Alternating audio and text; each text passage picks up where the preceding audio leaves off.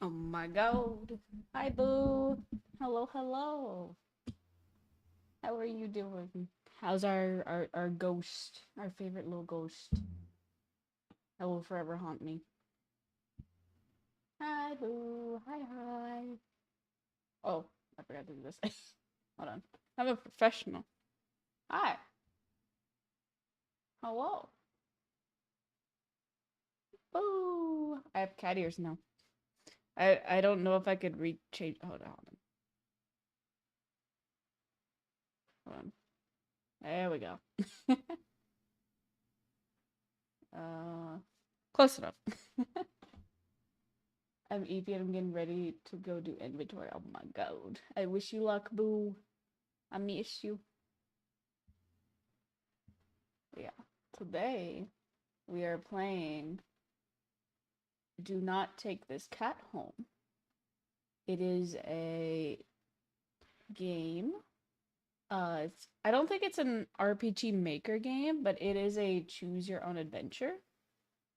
I'm assuming. I miss you. Take the cat home. For you, Boo, we will take the cat home. It doesn't matter if the cat's possessed or will kill us all. We will take it home.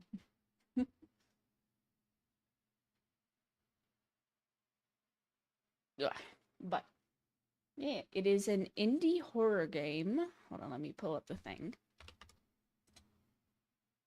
It is made by. Hold on, I'm pulling it up. Pulling it up as we speak. There.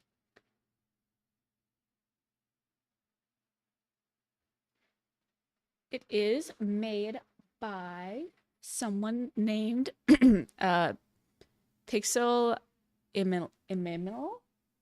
I think that's how you say it. My brain, but here. I at least got it off of itch. So there's the game link if anyone is interested. Um, from what I see, it's like a point. It's a story-driven point and click.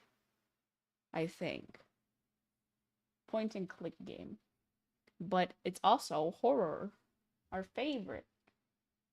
Um, but we will play that in a couple minutes. I just want to chat for a little bit because if you guys didn't see, I finally posted the spicy artwork in quotes because I guess um it's more I guess thirst trap than spicy. I guess they can be one and the same thing depending on who you ask. It's spicy to me, okay? But if you guys are interested in checking that out, hold on. So now it is canon now. It's canon now. SeaVariii has an APAC. That is a thing that is canon now. We're sticking to it because an artist made me a 8-pack.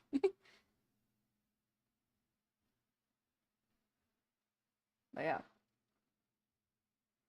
that has been today. I hope everyone's day's been good. I had work. Nothing really interesting happened at work. Um, just vibing, to be honest. But I hope everyone else has been good. Um, I don't have work tomorrow, so that gives me time to finish up some stuff because I do want to start uploading like shorts and highlights soon. I'm just stockpiling on stuff. Jazz, hi Jazz. Hi hi. I hope you're doing well.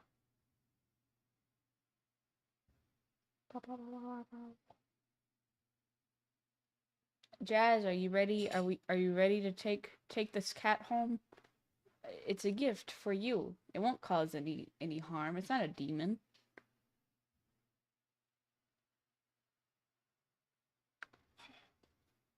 Heck yeah, let's go. I hope you're doing good, Jazz. I hope you are safe and everything. Cause I mayhap sent a storm your way because I miss you. Cause that's totally what I can do.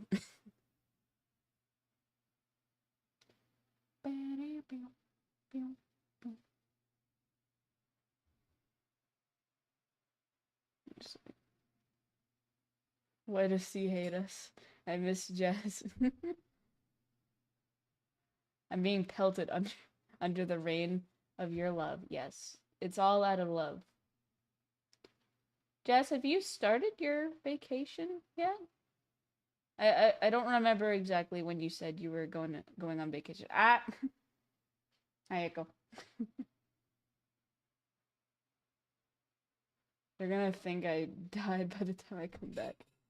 On the 15th. Okay, okay, okay. I wasn't sure when your vacation starts. But I hope everything has been good. You're getting prepped. Right now I'm working so much, I'm sure. Don't overwork yourself before vacation, Jazz.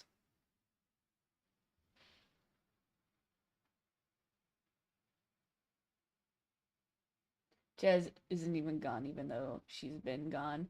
They are a busy woman, a busy grandma, if you will.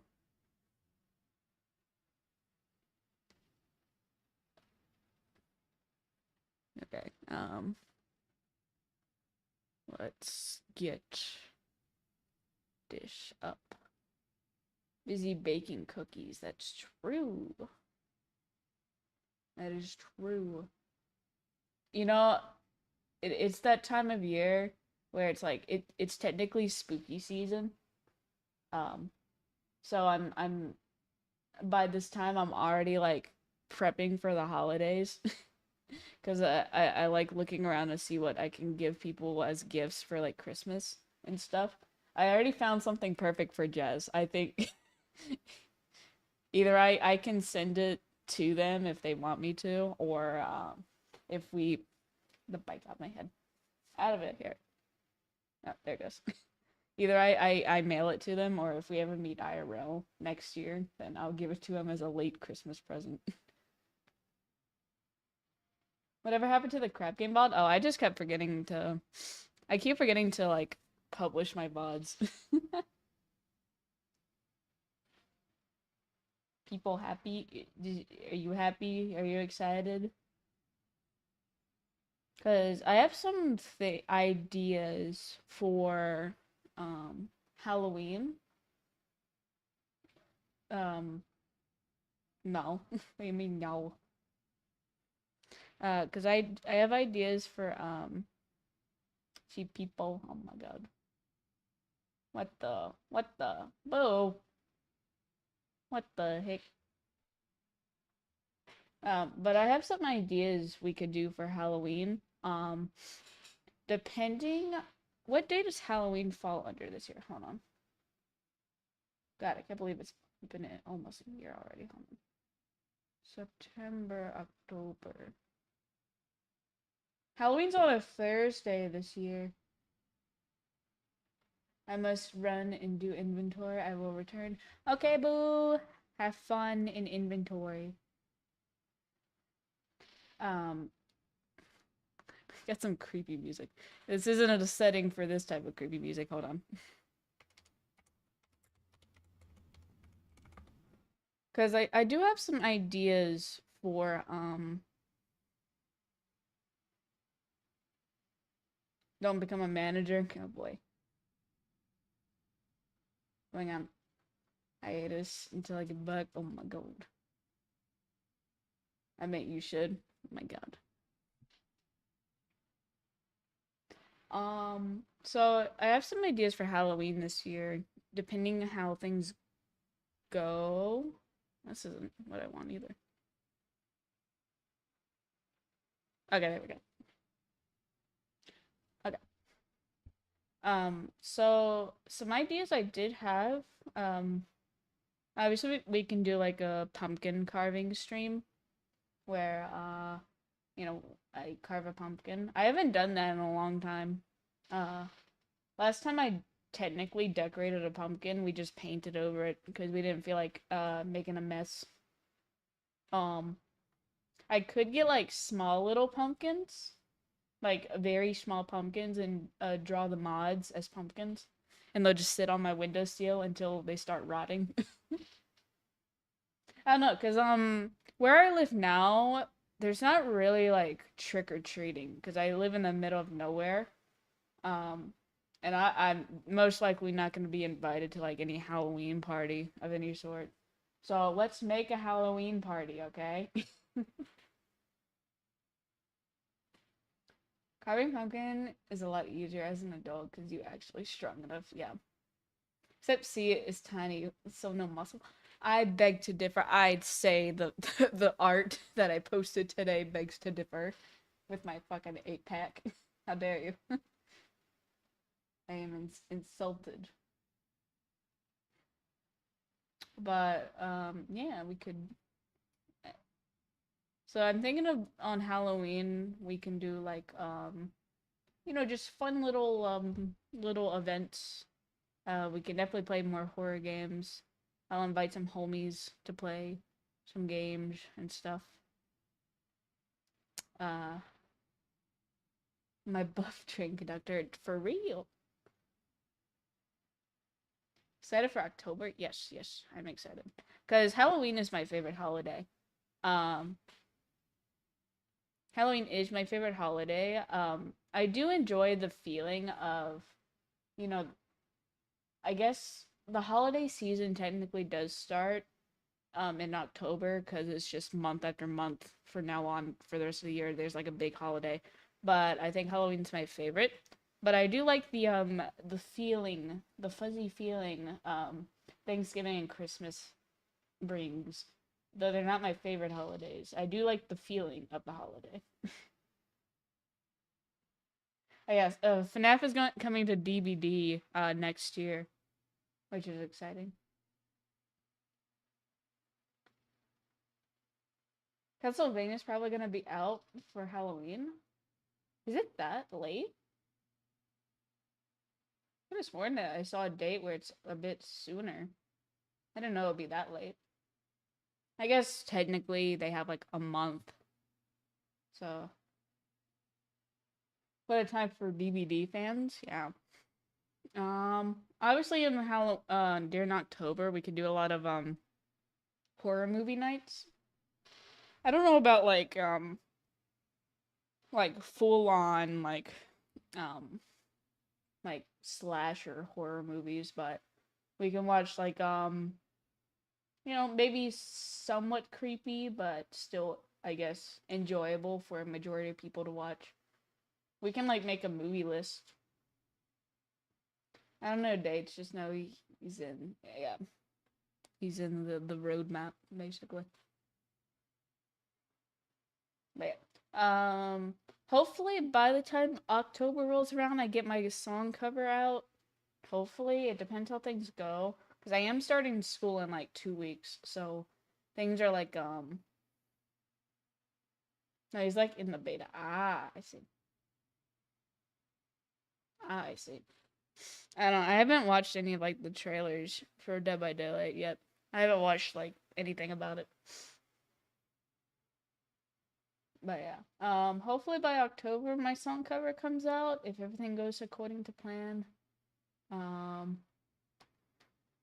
will I say what song cover I will be doing even to the mods? Probably not. I want to keep it like a full surprise because I'm scheming. I am scheming, okay? Um Probably by the time October rolls around, I'll also do my karaoke stream. Um because I do want to get some homies involved in that so we can do some duet stuff. Because I'll be a bit too nervous if I did the entirety of a karaoke stream by myself.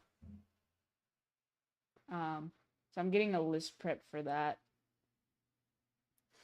I don't really have any plans for like Christmas yet. We could always do another gingerbread building stream. That went well last time, right? That went so well. Let's see. What else could I do? We can decorate, like, we can have a stream where I decorate ornaments of my friends. And I put it on my Christmas tree that never came down.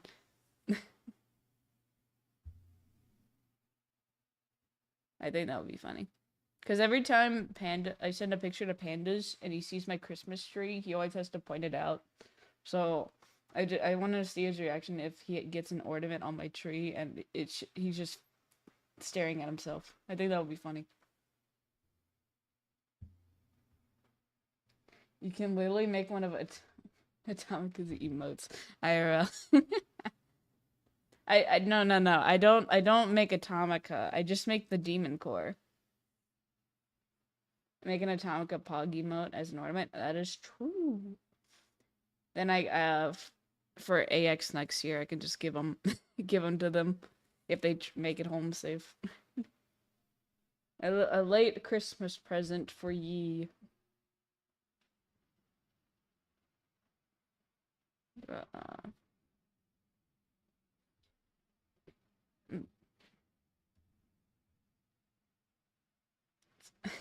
Do we just have to make an Atomica ornament, a Christmas ornament set just for Atomica? And like for his dancing emote, we could just add like, I don't know, cotton balls on it or something. Or pom-poms. Is that what we have to do?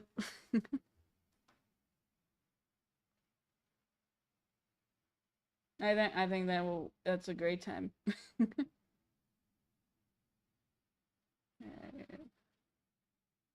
Staring. Okay. Let's look at something.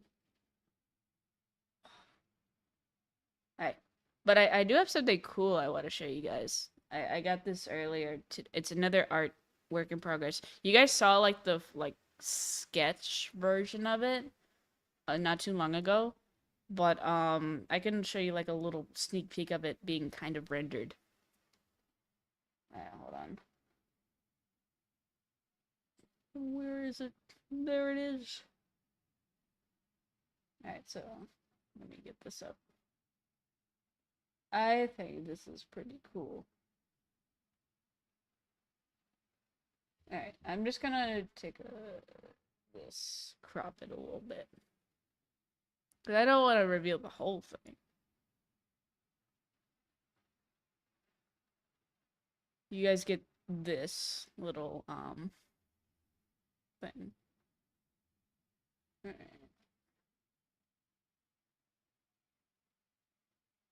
Okay. So, I commissioned Mug to help me make a illustration that will be animated. Hopefully that will be my starting soon screen for my debut. I can show you a little sneak peek of it being rendered. Look at that. That's just a little bit of the rendered part. Look how cool that looks. Look at me. I look so cool.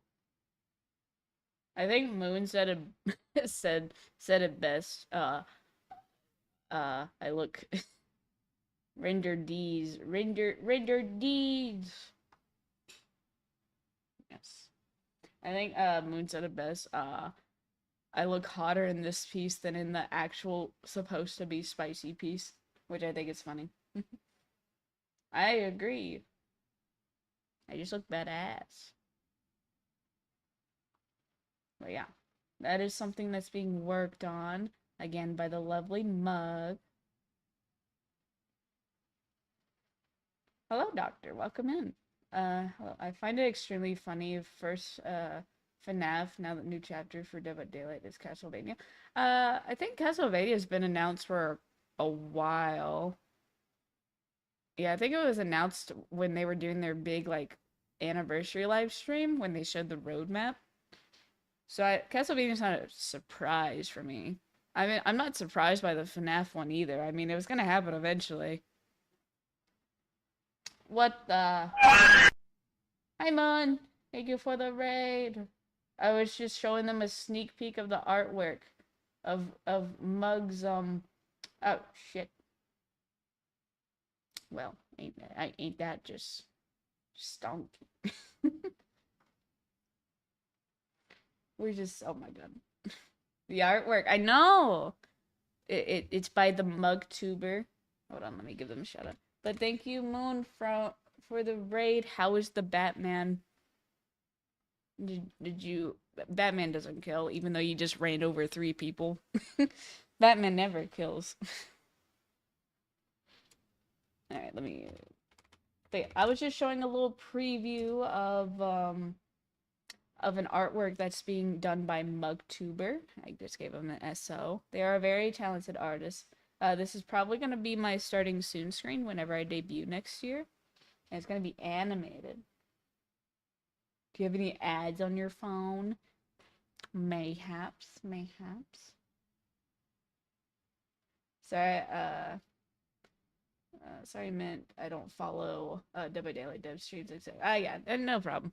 I just, every now and again, I will see something on my Twitter about Dead by Daylight, even though I'm following the main account. But we did watch the anniversary live stream, like a couple months ago, just for funsies.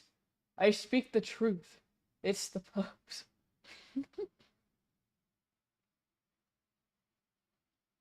Batman was fun, a bit of a scuff start to the stream. Ain't that always what happens? But Moon, please go rest if you need to. We're actually about to start our game, which is gonna be a game called "Do Not Take This Cat Home." It's I believe a point and click horror game. So, yes, we're about to go into spooky. Grab some food. Interested in cat game? Yes. Buttman was having interesting conversations. Some sources may say. I see. So Batman is being Batman. His forbidden lover. You know, they're just such best friends that they have to kill each other. Or they'll kiss. Freak man. Freaker. But yeah. We were just talking about this artwork I'm getting commissioned by Mugtuber, but also we were talking about holiday plans because I have some ideas for Halloween and it's technically spooky season, so I'm starting to prepare stuff for Halloween. As well as Christmas because I'm already kind of Christmas shopping because I like to get it done early. I found something Jez would love. I think it's very cute. My plan is to show up and act like I don't know nobody. Yes. Actually, let me put that up there. Actually, I'll put that down here. You're really preparing early? Well, yeah. Because I want to make sure I get the stuff that I want to give my friends. So I have a gift in mind for Jazz. Either they will, or they're okay with me sending it to them, or I just give it to them IRL if we ever meet. And Moon, prepare to watch your door. My god. I mean, my wallet hates the holiday season, but I love it personally. My wallet is dying, but you know, it's the sacrifices we must make. I am a gift giver. That is my love language. I think that's a love language, right? Giving gifts. I don't know. I'm not a professional in this. Can I have 84 ounces of black bean water? You know what? Milk makes bread. You can have all the black bean water you want. Why limit yourself in the ounces? I'll be very broke after the subathon, so we'll see what I can do. Yeah, no worries. Just know I'm probably planning a Halloween party, a virtual Halloween party, because I don't have to deal with trick-or-treaters this year due to where I live. So I won't have kids knocking on my door this year. So we could just have a little Halloween party. Unless I'm spontaneously invited to a Halloween party IRL, which I doubt will happen, because I'm not cool. Uh, I'll just make one, you know? Gift giving is a love language. Yay. I'll show up at your door. You know, I'll be more concerned if someone did knock on my door on Halloween. I think I will die. Oh, thank you for the head pets. Hi, Jacob.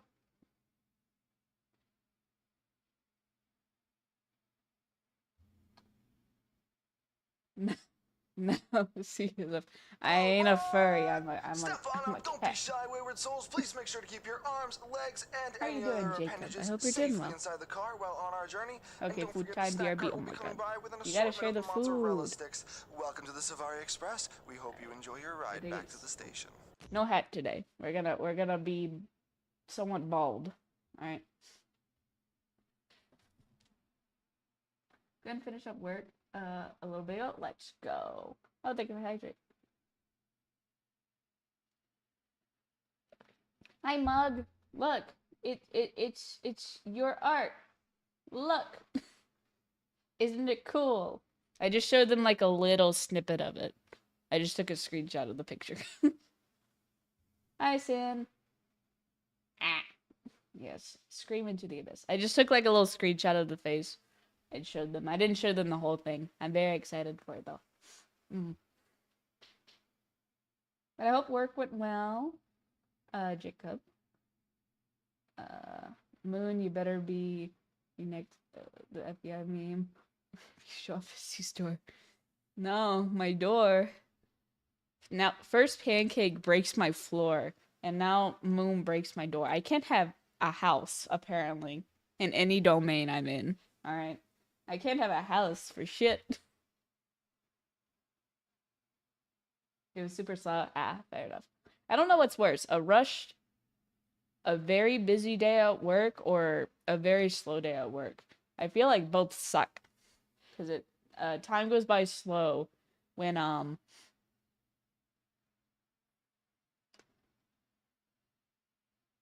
I break a wall? No, my walls.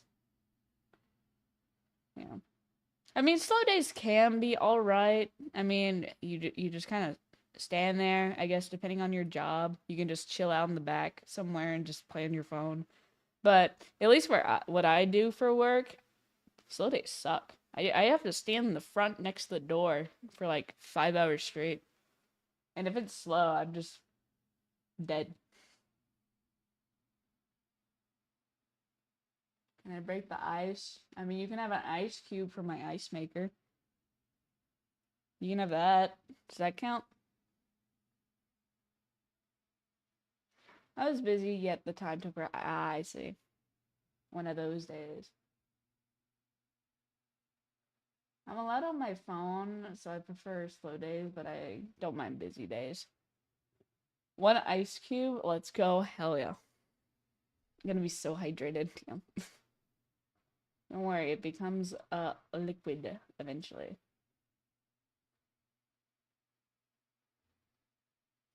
Nah, I mean, Moon just shows up and is just like, bang, bang. FBI, open up. Oh my god. I think I would have a heart attack, to be honest. Because where I live, you maybe once in a blue moon will get a knock on your door. But the only time you get a knock on your door is when you expect a knock on your door. But if you get a knock on your door and you don't expect it, I would safely assume I'm gonna die. Because I live in the middle of nowhere. So if I have a random knock on my door at this hour, I think I would cry.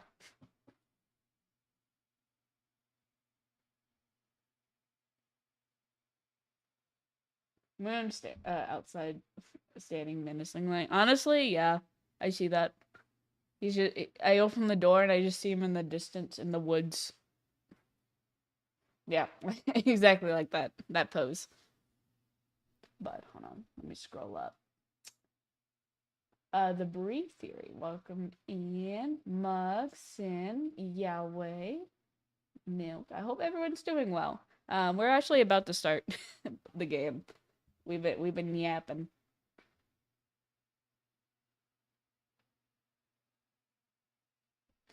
Since I moved to my new place, the only knocks I get on my door are the police and maintenance. Honestly, fair enough.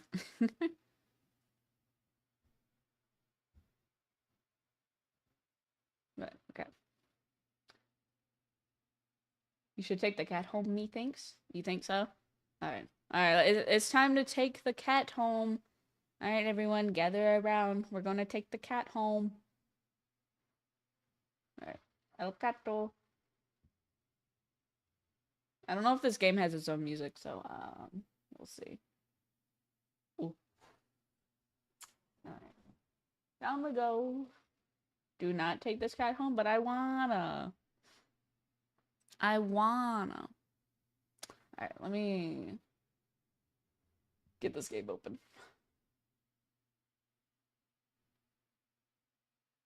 As, one does.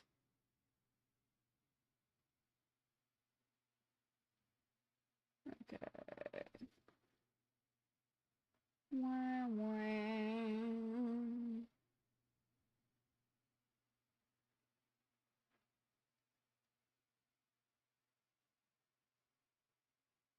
Actually, hold on. Extract. Okay. So this game does contain a lot of trigger warnings. So I will make a quick pin on like I guess the overarching content of this game. Just so we're all on the same page. Let me make sure.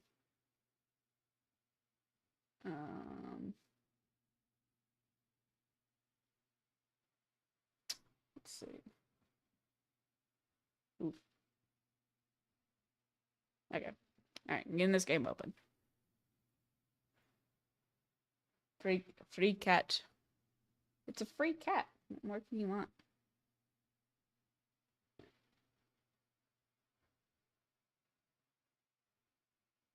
Do not take the cat home. Do not take the cat home. Hopefully this works. Aha! It does. And let me just weep. Alright, let's adjust this a wee bit. So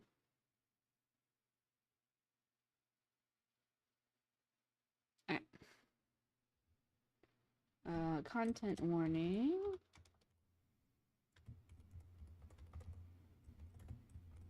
This game contains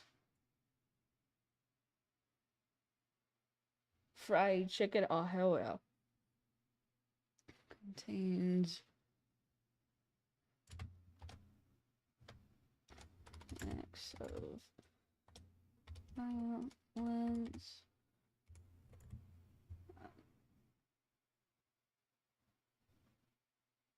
Okay, pulling up the list now because they were kind enough to give us a list. Like when you download the game, you get like a content warning list.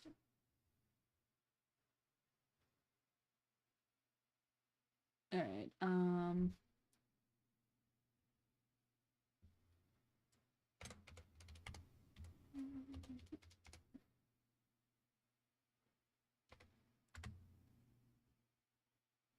I think I qualify for easily disturbed, so I'll be turning the volume down and lurking.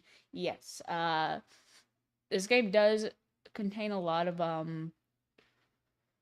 disturbing topics just based on the list itself. I will read out the list just so verbally you guys can hear it, but I will put like a quick little disclaimer and I'll have it pinned.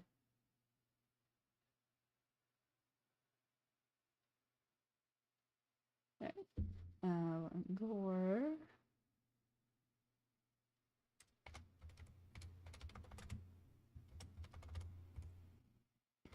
Lights.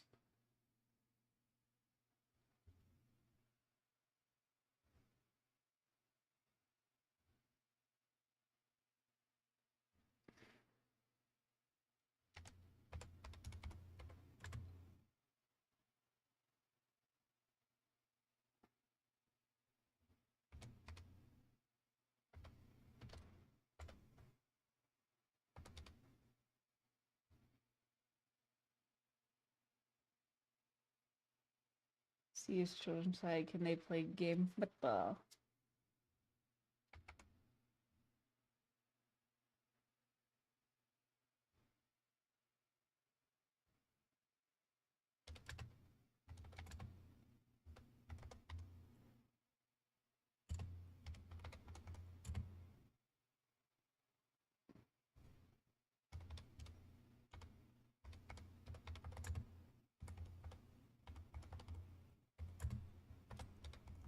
Viewers discretion.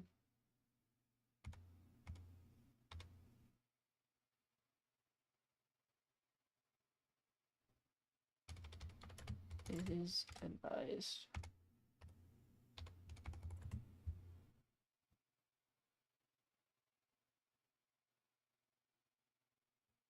Alright, let's get this up.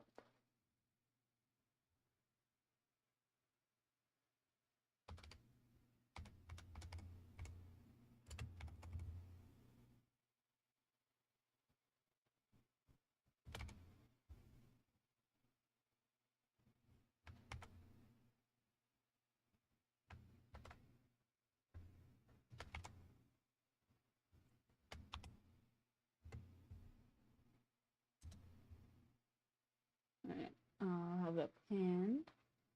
There we go. I'll stay the entirety of when we're playing.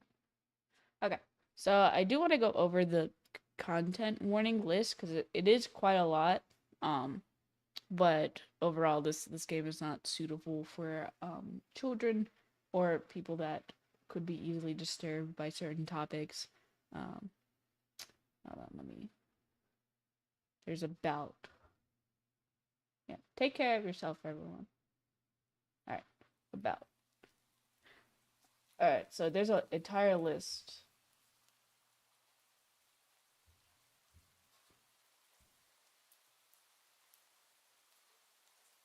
Wow, you can pin. Wow. But yeah, this game does contain abuse, acts of violence, blood, gore, uh, many forms of abuse, dead bodies,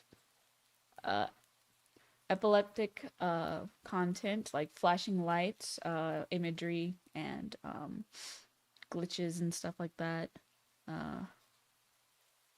It dives into psychological horror, kidnapping. There are self-harm and suicide topics. So, just threw everything in here, yeah. I don't know how much this game actually contains a lot of this. I don't know if it's like through text or visual. I will be on the lookout. If anything major does happen, I will try my best to censor it. Yeah. This is a it is a game for sure.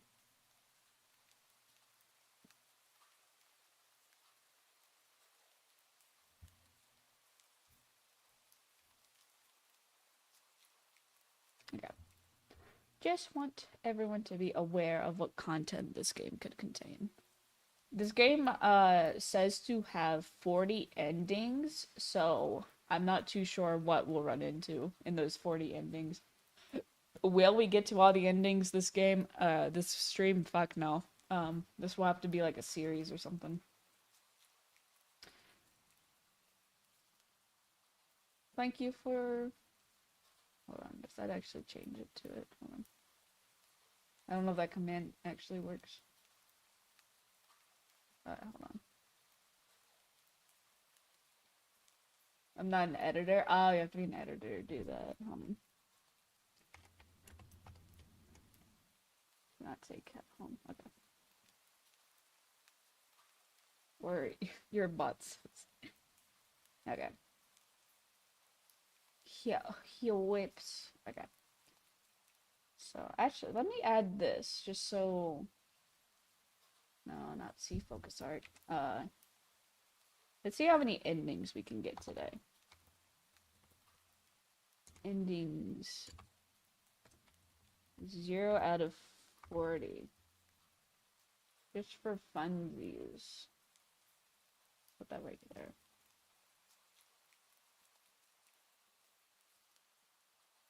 But yeah, this game is gonna be a lot. Just based off the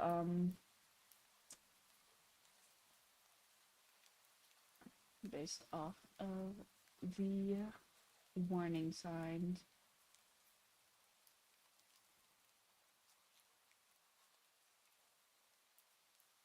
There we go. How many triggers can we collect? Like the infinity. Oh my god. Alright. Alright, let's get ready. We're gonna take the cat home. Actually, let me make sure everything is. Alright. Text speed. I would slow down. Unseen text. After choices. Transitions. I don't know what this means. Alright. All aboard, motherfucker! All aboard. Alright, let's go. You're not having a great day as usual.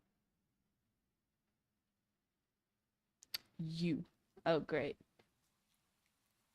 It's the first time in a while that you felt like going out.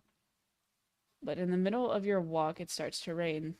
Typical, but maybe this is just a sign that you should have stayed home today. Yeah, you could always try again tomorrow. Meow.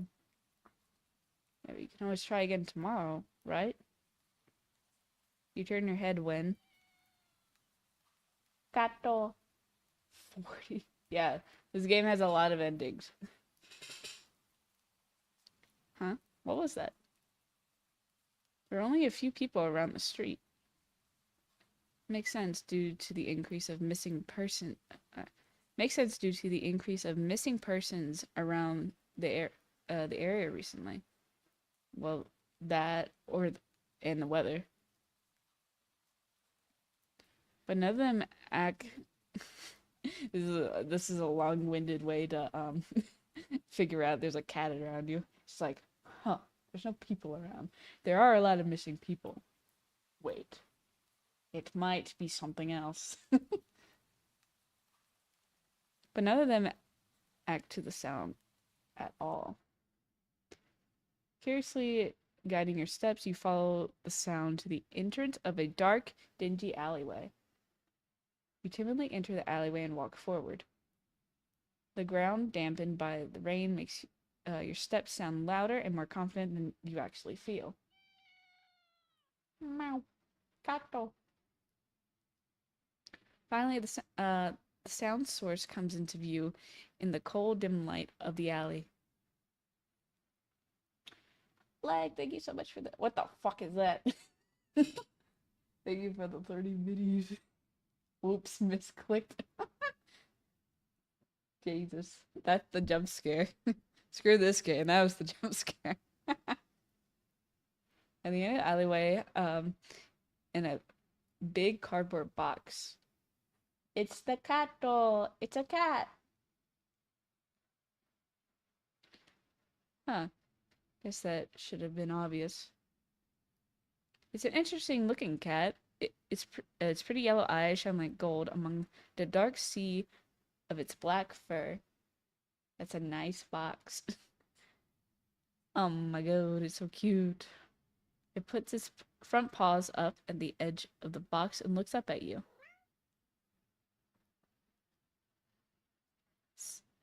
So cute. And it definitely knows it. You never had have much of an opinion one way or another about cats before. But if they're all like this one, it's a shock that they haven't already found a way to rule the world. Huh. Alright, Huey, hello.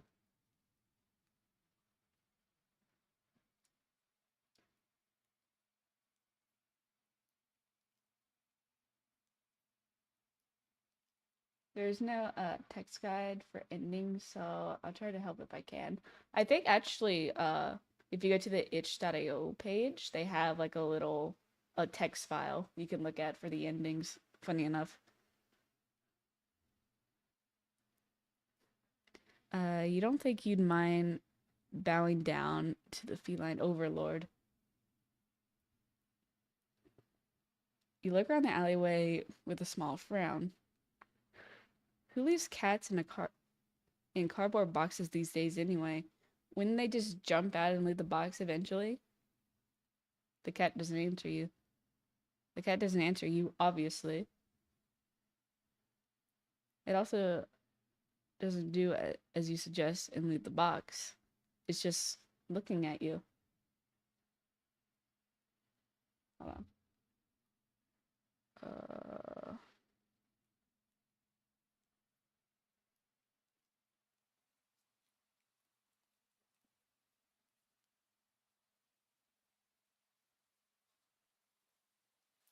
There you guys.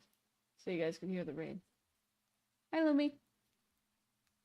Chicken already. BRB. Let's go.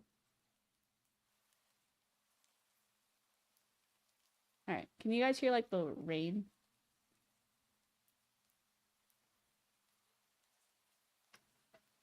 As if waiting for you to make the next move. Alright, chat. Do we take it home? Are we gonna take it home?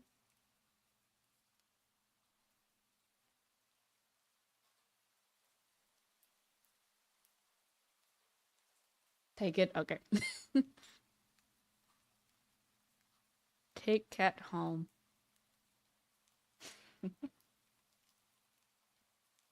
You know what? You reach into the box and pick up the cat, holding it out in front of you. Why not? You're all alone and well, I'm kind of in the same boat myself, so you bring the cat close. You didn't realize it was shivering until then, but it slowly breathes easier as it presses into your chest. Why not stick together, right? At least for a little while. Oh my god. You think a little while will probably be more like a day. You'll be responsible and take it to a shelter tomorrow. But for now, let's get you out of the rain, okay? Stop by a small local pet store for some cat food and then head back home. You live in a modest apartment. 1 bedroom, 1 bath. One you living alone in. You're living alone in it. So it feels weird having another living being inside it after so long. Even if it's just a cat.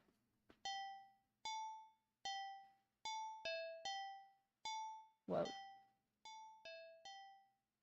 After locking the front door and placing the cat on the floor, you watch for a moment as it curiously explores the new environment. Leaving the feline to its own devices, you set about making both of you some dinner. You take out the can of cat food and open it with the tab on top. Oh my god. You put some cat food in the saucer and click your tongue to call the cat over to you. It perks up at your beck and call and rushes over. It looks at the plate of food and completely ignores it. Ah, I see. Very cat-like. Not hungry, I guess. You try not to let it annoy you. The cat doesn't seem to understand the concept of money, to appreciate that you spent your hard-earned cash on it. It's just a cat after all. I'll just leave it here if you get hungry later, okay? Yeah, you. The cat rubs its body against your legs with a purr. You smile, that's enough of a thanks for you. It follows you into the kitchen as you start your own dinner. You decide that you have enough ingredients for a sandwich. Bread, bread toasted, mayo and mustard spread, turkey and cheese and lettuce perfectly placed. Oh, ow. Oh, the music stopped. You wince as you cut your finger on the knife while slicing a tomato. Stupid. You feel a little embarrassed for such a blunder and sigh, tossing the knife into the cutting board. You're about to head to the bathroom for a bandage when the cat hops onto the counter. It sniffs at the knife. It sniffs at the knife and meows almost pointedly at you. Yeah, don't worry, I'm all right. It's just an. Watch the cat as it starts to. Oh, cat, don't do that. That's not ketchup. You can't have this ketchup. Ah, great. Lick lightly but enthusiastically at the blood on the knife. At your blood. You're so shocked that by the time you come to your senses, the knife has been completely licked clean. The cat sits back and stares at you. You feel uneasy. Sure, cats are meat-eating predators, but that was a little weird, right? Sure, you're no cat expert, but that was definitely not something an ordinary cat would do, right? Oh,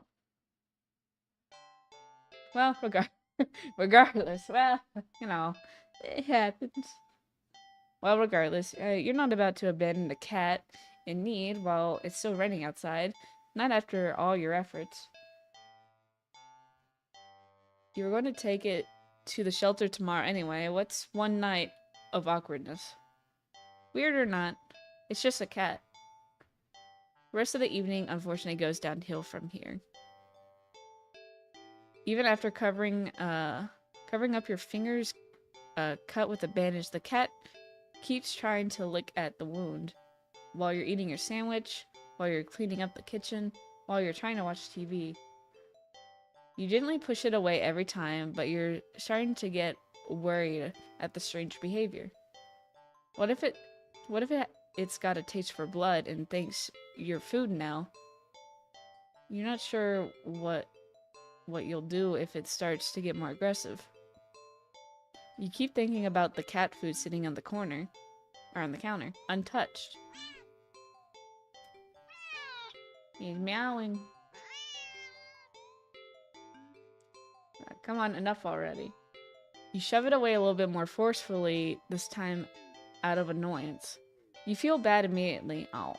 You feel bad immediately, but before you can do anything, the cat meows sharply at you and dashes off around the corner and into the hall. You sigh deeply. Hi, Sean.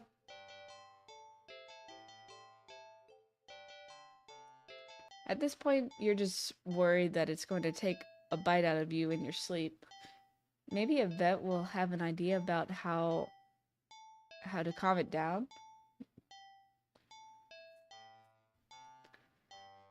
You can only hope you don't have any other options left other than tossing the cat out in the rain. After finding the number of the local vet, you pick up your landline and the lights just went out. Great, just great. We must have knocked out the power. You check your cell phone only to find that it's out of batteries. Ah, well, shit. You must have forgotten to charge it before leaving earlier. The outing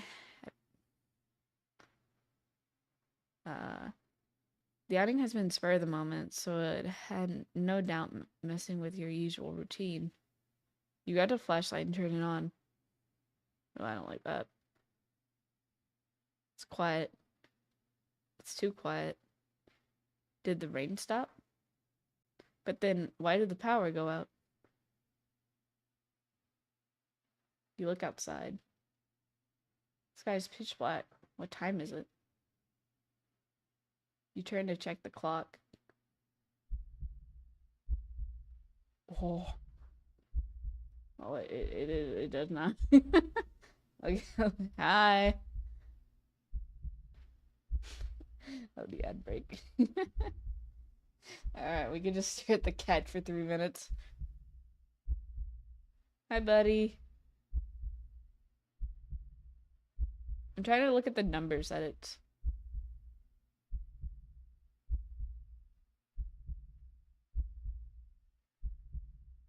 It appears that it's help o'clock. Well, it appears that it's kill o'clock as well.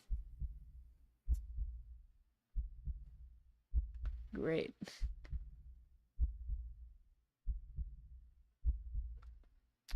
How are you, cat? How's it going? The cat sits on top of your digital clock staring at you. Ah, great. You come here often? You know, I'm sorry for throwing you. Don't hurt me. Probably gonna kill us.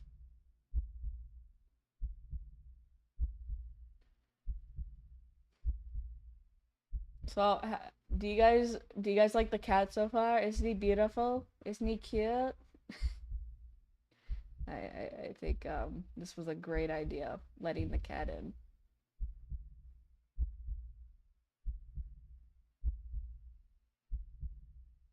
I'm adjusting the thing. Oh, not me. A great time for ads. I know. It's a perfect time. I don't know what you're talking about. Oh boy.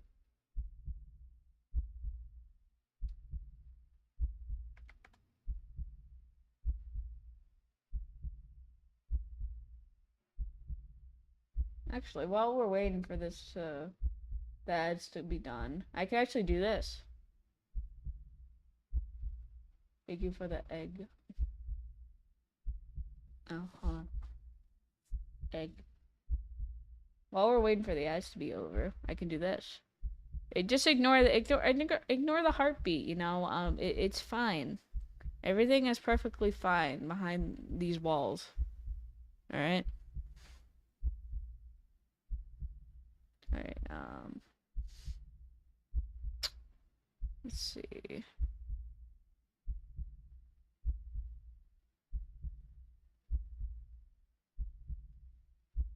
Window.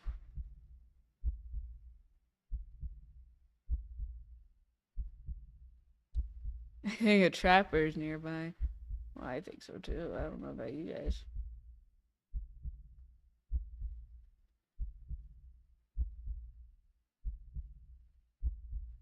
Welcome back from the ads. Do you like the cat? Oh, that's coming from the game. I thought there was construction outside. Oh, one hell of a construction. Oh boy.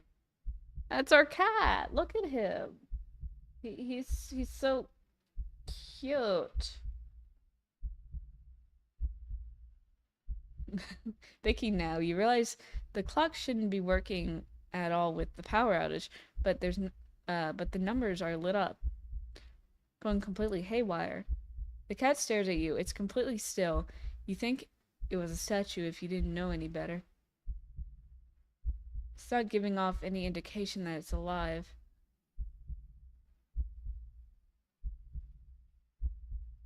Forget the clock. My alarm says kill. It's not blinking. It's not even breathing, but its eyes. This isn't normal. Well, no shit. No shit, this is normal. You're afraid. I am very afraid. You want to run, but you're afraid of letting the cat out of your sight. You consider tossing the cat out after all.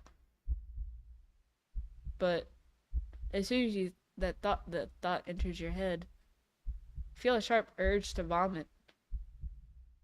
Its eyes hold still, even with your flashlight trained on it. Its pupils are large. Oy, oy, oy. Hi.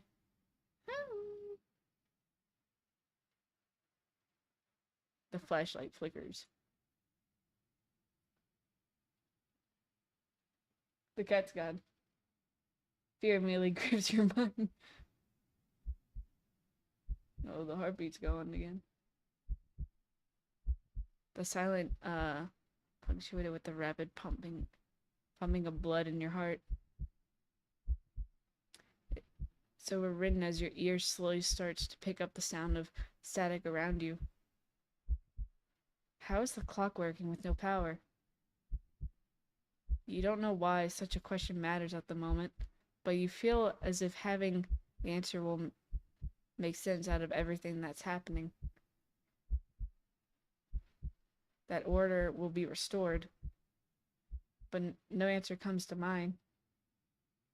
Hi, Hammond. We did take the cat. It's going great, I would say. Feel as if the air itself coils tightly and abruptly in response, like a predator prepared to pounce, but waiting for your next move. You're afraid to move. You're afraid to even take a breath. But you can't stay still forever, right? Whatever is watching you, you can already feel it. It's impatient. It's too eager. You don't know how you know this, but you could sense it clearly as it had whispered. Huh. I don't think cats can talk. I don't think this is a normal cat, people. I think we're dealing with a demon.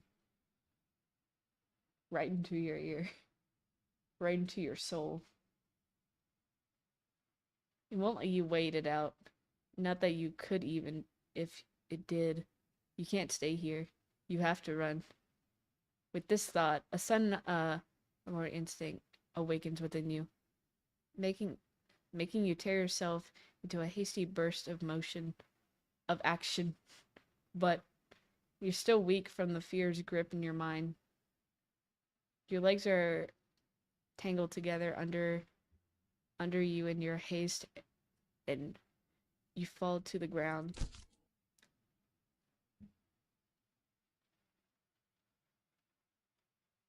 A sharp pain explodes in the center of your foot. At first, you think you have broken your ankle, but something warm and wet trickles down the length of your foot, pulling underneath it.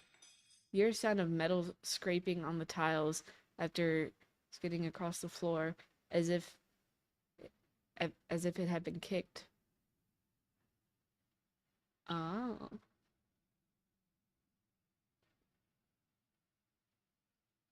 Just because the cats you knew don't speak doesn't mean all of them. Winded from your fall, you look up in daze and see the object glinting with strange light coming from the outside. The light pouring in from your now open door. Thoughts of how, when, who, what in regards to your explicitly open the door screeches a halt as your brain finally identifies the metallic object you've been staring at. It's your kitchen knife. It's still tainted red from your earlier blender, but that's not right. Wasn't it completely licked clean by the... You gulp dryly at the pain in your foot. You barely have time to wonder how the knife ended up on your living room floor to be stepped on. Instead of resting on your cutting board in the kitchen where you left it. Hi, buddy. When you spot something in the darkness just beyond the knife, it spies right back at you. Hi, buddy. Hi. A pair of glowing golden eyes come forward as the cat emerges from the shadows into the light from your doorway.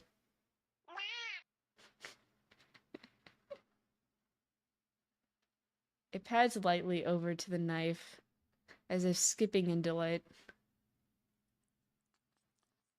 You're a weird little guy, you know that? And it bends down to lick the blood dripping from the blade. Your senses slowly begin to overwhelm you. The chill of the air as it starts to suffocate you under the weight. The sound of your shaky breaths, discordant against the static, now piercing in your skull. The dryness on your tongue spreads to your throat.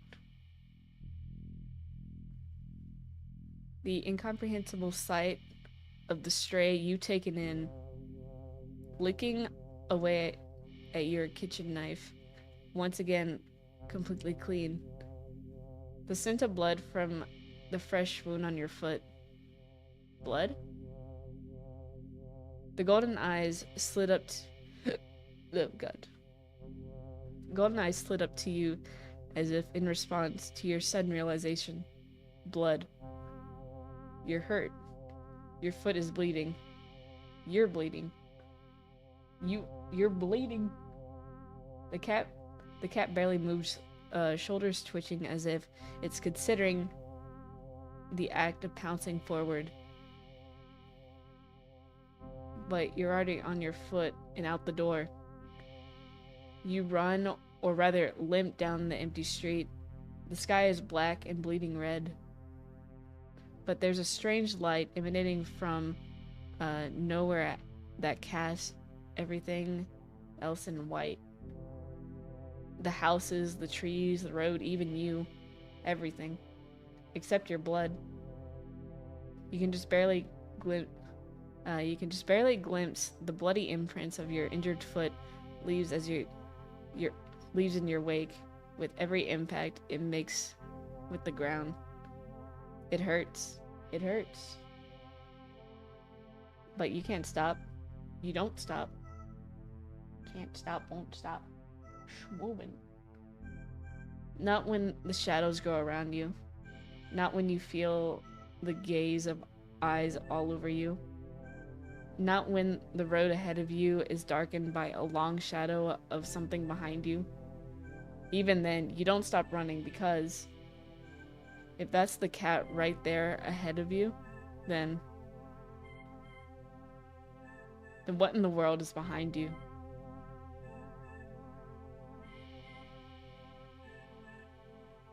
I looked away for 2 seconds. What the hell happened? We took a cat home. You know, as you do. So do we look behind us? Or do we keep running? What do you guys want to do?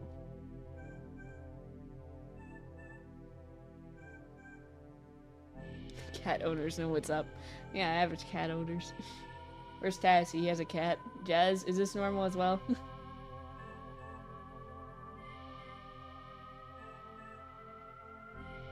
I think we should look what's behind us.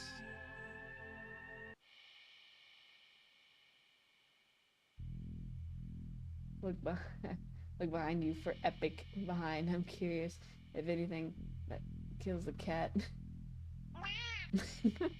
Alright, we'll look behind.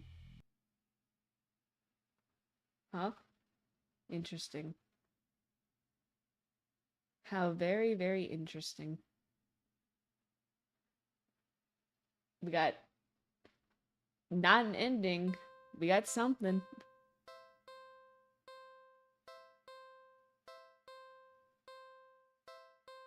Endings.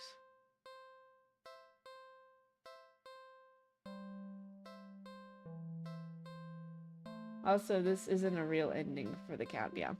It's like, this is like the start. I mean, I guess we could technically count it since the game counts it.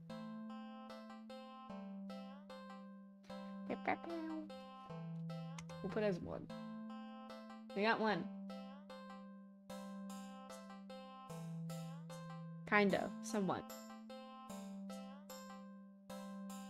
Alright.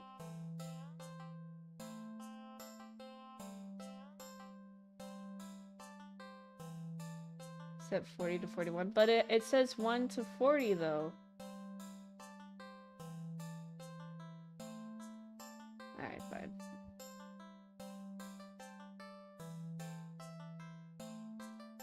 Yeah, you got 0. Okay, fine. We'll just keep it at 0 for now. How about that? Silly goose. Okay.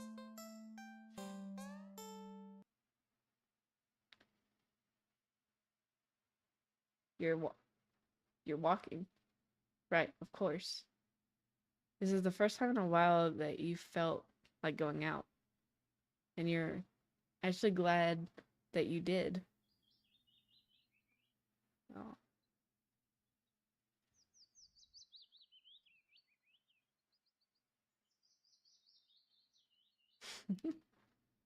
The weather's absolutely perfect today. That's a good sign, right? Maybe your luck finally started to turn around. You typically allowed yourself to feel excited for the possibilities where you could go or what you could do. Maybe even who you could meet. You're so deep in thought that you almost miss it. Huh? What was that? Curiosity guiding your steps, you follow the sound to the entrance of a lonely alleyway. The shining light only just manages to reach down in between the tall buildings on either side. You timidly enter the alley and walk forward. The loose gravel and scattered debris on the ground softens your steps. Finally, the source of the sound comes into view in the warm, almost ethereal light in the alleyway. At the end of the alleyway, a big cardboard box. It's a cat.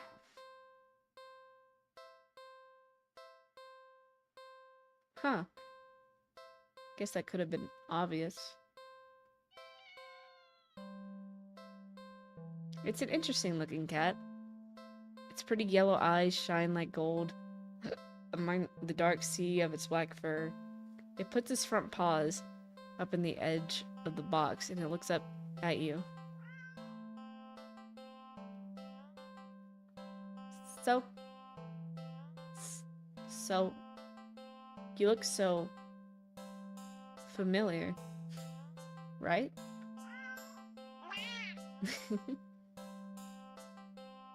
Then again, it is a cat. Not many different ways for a standard black cat to look, after all. This one sure is a cutie, though. Just look. It's not glaring at you or hissing at you for getting this close like other stray cats have in the past. It's just sitting there, patiently, waiting for you to do something. We take it home? He seems like a nice little guy.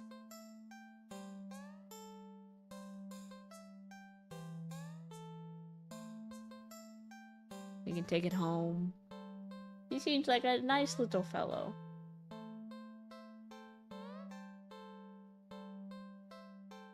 And so technically, yes, we got one ending. He seems like a nice fellow.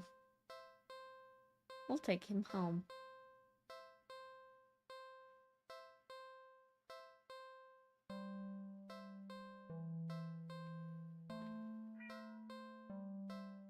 Well, why not? Right? He's so happy. You barely reach out your arm before the cat eagerly leaps into them and climb up onto your shoulders. It butts its head into your temple, nuzzling against it.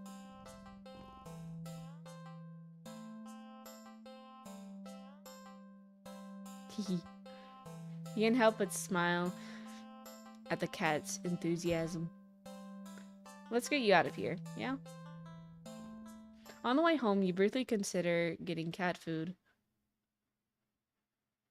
But that would be a waste of time. You shrug at the odd feeling and move on.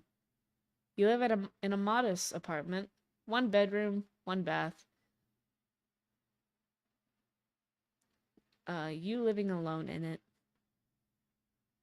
it feels so it feels weird having another living being inside it after so long, even if it's just a cat.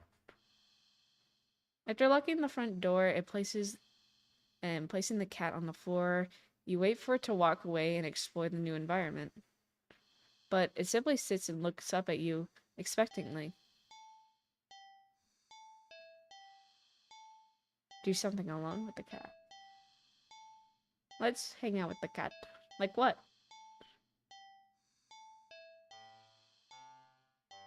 Pet cat. It's not every day that you have access to a cute, fluffy animal. What else is there to do but pet it to your heart's content? You sit on the floor in your living room and click your tongue to call the cat over. Look at him! He's a little guy. The cat dashes over to you, immediately climbing into your lap. Poor thing, you just want some attention, don't you? Alright, alright. Carefully pet the cat. It rubs and rub behind it an ear. Scratch under the chin. A smooth sweep behind the back. Yeah, good. You keep petting the cat in your lap, enjoying this bonding time together. But the cat starts to get restless after a while. Let's do something else. Let's play with cat. We don't need to pet the cat anymore. Poor thing was probably bored, stiff sitting in that old box all day. Just watching crowds of people walking by them, ignoring them. You can't just leave them alone as soon as you're home. A little interspecies socializing won't kill, right? Oh, you just want some attention, don't you? You wanna play, huh? Okay then. What to play though? I think my laser pointer still works. Cats are curious creatures by nature. They're also natural hunters, sort of. Why not pass the time by letting the cat hunt after something it quite never understand? That sounds a little mean, but when you think of it like that, but it's not like the cat will know anyway. Ignorance is bliss, or so they say. So you dig out your old laser pointer from your long gone dreaded days of group participations at school. You flip it on and see if even after all this time, the batteries still work. You get a little kick out of aiming at the mirror and hanging on the living room so it reflects off the glass, making a little red dot appear on your knee.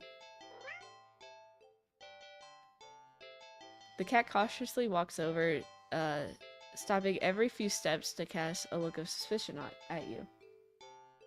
When it finally reaches you, it lightly presses a paw to your knee, like it's trying to catch the red dot, as casually as possible. You manage to hold back a chuckle, not that it really matters. The cat isn't paying attention to you at all, entirely focused on the light now resting on top of its paw. Teehee. No.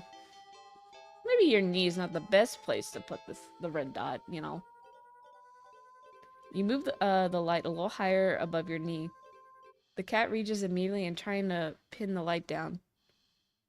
But the next second you already moved it to the floor. The cat jerkishly follows and attempting a more energetic pounce when you shift the red dot. Over here, over there, and over there. By the couch. On the couch. Tee. The cat might be ignoring you, but you're certainly enjoying yourself. It's been a while since you've laughed this much. You're laughing so much, in fact, that you accidentally shifted the red dot onto a lamp beside the couch. In its haste to get the light, the cat leaps into the lamp, sending both them to the ground. Ooh. Oh my god. Oh, that's not good. The cat is sitting in the middle of the former lamp's broken shards. Hunchback. Back hunched, its head whipping around back and forth as if it's in a panic. You quickly turn out the laser pointer and rush over. I'm so sorry. Are you okay? Are you hurt? You reach down to pick up the cat and check it for injuries when... Slash. Ow. The cat swipes at you, claws extended.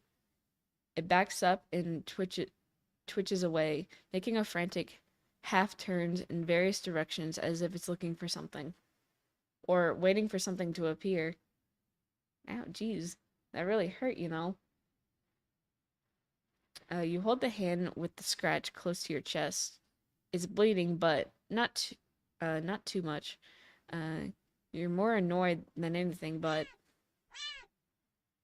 immediately your annoyance started to bleed into concern. You watch in shock as the cat starts to run around, tearing at the carpet, the sofa, your armchair. You want to stop it, but you're afraid of getting in the middle of its rampage. You consider calling a vet for advice on how to calm it down, but for some reason, you feel like that wouldn't be a good idea. What happened to you? Is it... An idea comes to you, or rather, a realization. You grasp the laser pointer, aiming it safely away towards the floor in the middle of the living room. Thinking, hoping, that the cat would calm down if it found what it was looking for. You turn on the laser pointer. The cat's reaction was immediate.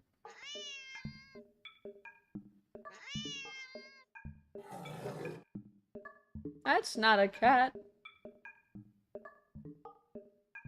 You screwed up. In the span of mere seconds, you watch the cat spies the red dot from its perched on the the shredded armchair. It leaps high into the air, changes in the air. Oh my god. It slams down upon the dot on the floor with the weight and the force that shakes the whole apartment.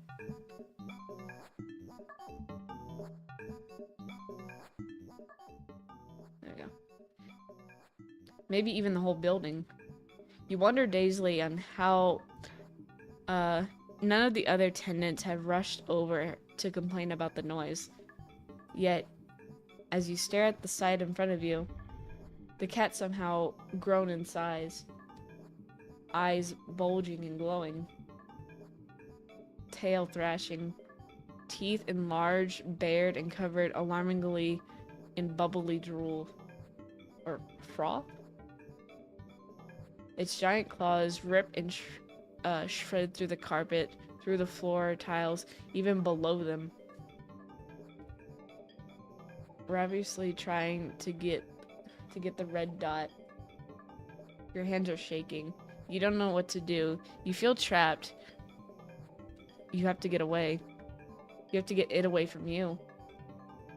You slowly back up towards the door. The light moves with you. Intensively, you flick the light away.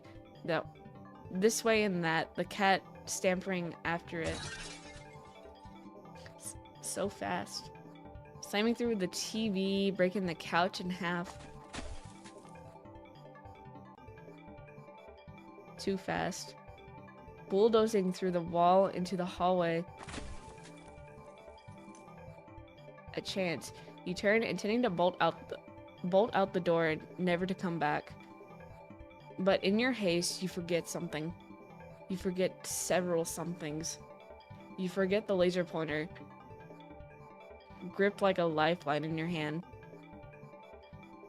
You forget the mirror, still meticulously hanging on the wall next to the hallway. The laser reflecting off of it, putting a small, glowing red dot on the back of your head. As you reach to the door,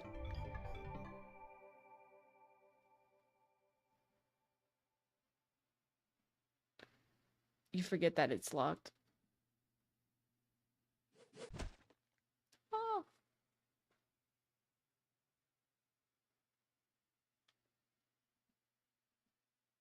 You didn't even have a chance to turn around before the cat lunges all the way across the room at you.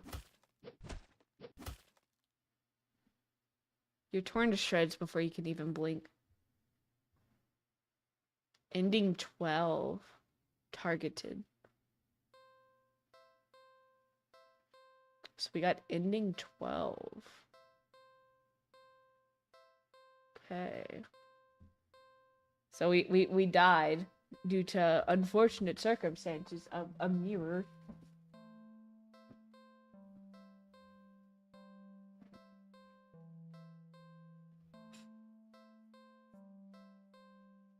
I'm marking them down on my thing as well, just in case. Thank you, Moon. Okay, endings. So we got ending 12. The cat loses its mind over a tiny red dot. Hilarious.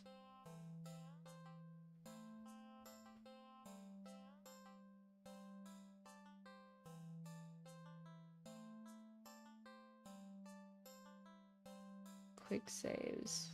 Automatic. Okay. We can go back here. Alright.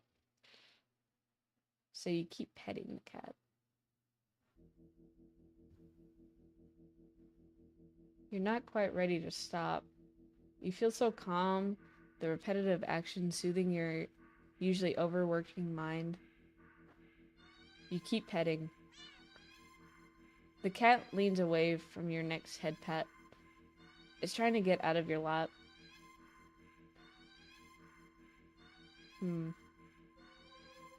Let's keep petting the cat. This could only go so well. Pet the cat. When you scratch under the cat's chin, it bites your fingers. You might be bleeding, but it barely hurts. More of a warning than anything. The cat struggles in your hold. It's watching you closely. Seriously, let's do something else. We're gonna... Yay. You keep petting the cat. Oh, it chomped. Pet the baby.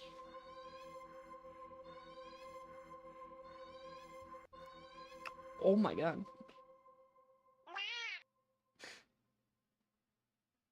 The cat bites off your finger. It hurts. You're definitely bleeding now. But for some reason, you just can't stop. You don't know what it is. It's so much softer than you realized. You think that it would be shining in the faded light of your living room, but it's as if the darkness of the cat's black coat is sucking all the illumination around it, rendering it completely null. You're drawn to it. Like you're somehow holding a deep, dark abyss right in your lap. It seems calmer now, munching on your severed finger. The stump between your thumb and your middle finger is leaking. But you keep petting. You fret that your blood will ruin its fur, but the cat no longer seems to mind. Time passes. It's dark out now. Soft at the fur as your palm has started to feel raw and damp under the constant friction from your petting. You think faintly that maybe you've had enough. You start to lift your hand from the cat, but in a flash, oh.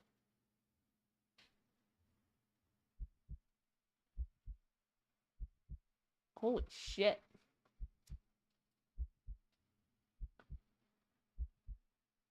Your entire hand is separated from your wrist. It flopped to your lap beside the cat. The cat's claws in front of the paw glisten in crimson liquid. You don't feel it for a moment, but your body tenses, anticipating the pain as you blankly watch the cat lick at the bloody palm of your severed hand.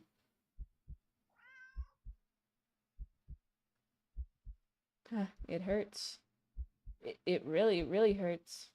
Then the cat looks up at you, and you feel compelled to keep petting. You're reluctant, but you're also afraid of what will happen if you don't heed the call. What will you lose next if you try to resist again? You were hurt for your insistent petting earlier, yet now you've been hurt for trying to stop. It defies all logic, but that's what scares you. There's no reasoning with such fickle whims? Is that how you say it? Fickle whims. You feebly try to raise your uninjured hand to pet the cat, but its stiffened golden eye glisten dangerously. Well, alright then. You raise your bleeding stump and resume your petting to the best of your ability.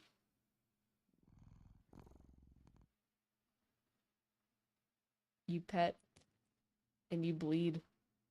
You pet and you bleed. You pet and you bleed. You pet and you.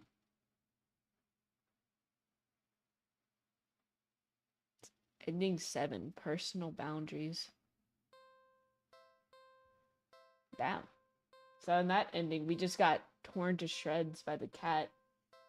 We're stuck in this this endless loop of petting it and not petting it. Alright. Well, ain't that beautiful? Okay. Let's see if we can get... Alright, let's see. Load. There are a lot of places we can go.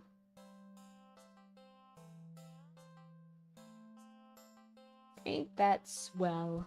I think it was swell. Okay. Let's go back. I wonder if there's any differences if we come here. Seriously, let's do something else. Let's clean the cat. Upon giving a second look, you realize that the cat isn't exactly clean. Not surprising, since up till you brought it home, it's been sitting in a dirty old box in an alley full of scattered garbage for who knows how long. You've heard that the cats can keep themselves clean, but maybe this is one of the times that a little human help couldn't hurt. You head to the bathroom and set things up, trying to remember how to wash a cat. You're definitely no expert, but you think the best way to get a cat clean would be carefully. Think carefully would be the way to go. Cats aren't... Oh. Hello. Cats weren't always fond of water, so you doubt it will be a fan of an extensive amount of it. So you pick up the cat, or you pick the cat up and place it gently in the sink before turning the water on. The cat startled, but immediately doesn't try to run away. Wash the cat. You lather your hands with some soap and carefully give the cat a thorough half scrub, half massage. After a few minutes, you rinse the cat completely and gather it up in a blanket, drying it. Then you take a brush and carefully run through the cat's fur.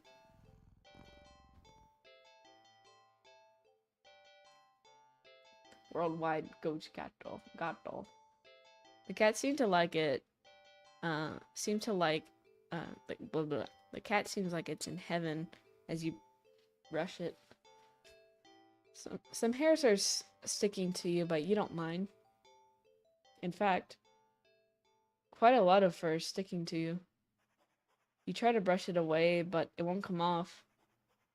Guess you're up next for a bath yourself. You try to ignore the fur and finish with the cat quickly, but more hair keeps sticking to you. Your hands, your arms. Before you realize it, you're covered in fur and it won't come off. It's thick enough that you try to just yank it off, but ow. Pain lands through the spot you tugged at. Upon closer inspection, you see that the hair is growing out of you. Ooh. You can actually feel it now. Ooh. It's fur growing out of your back, your neck, your face, your eyes. Oh, ew. Not the eyes. Oh, shit. Your tongue. It's even growing inside your throat.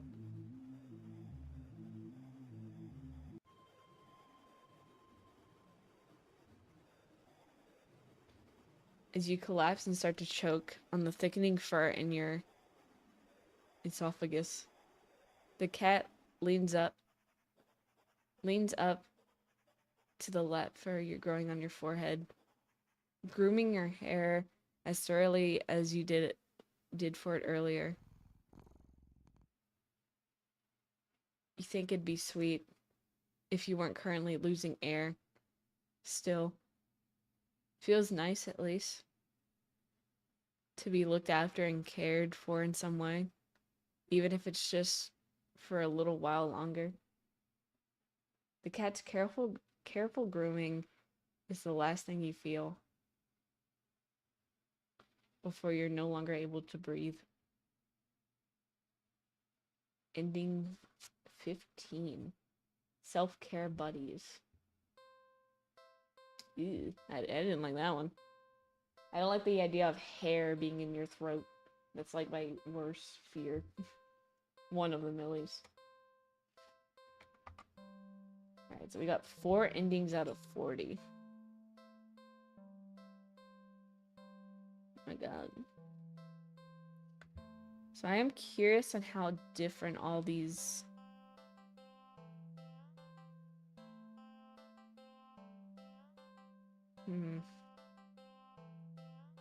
What a good kitty.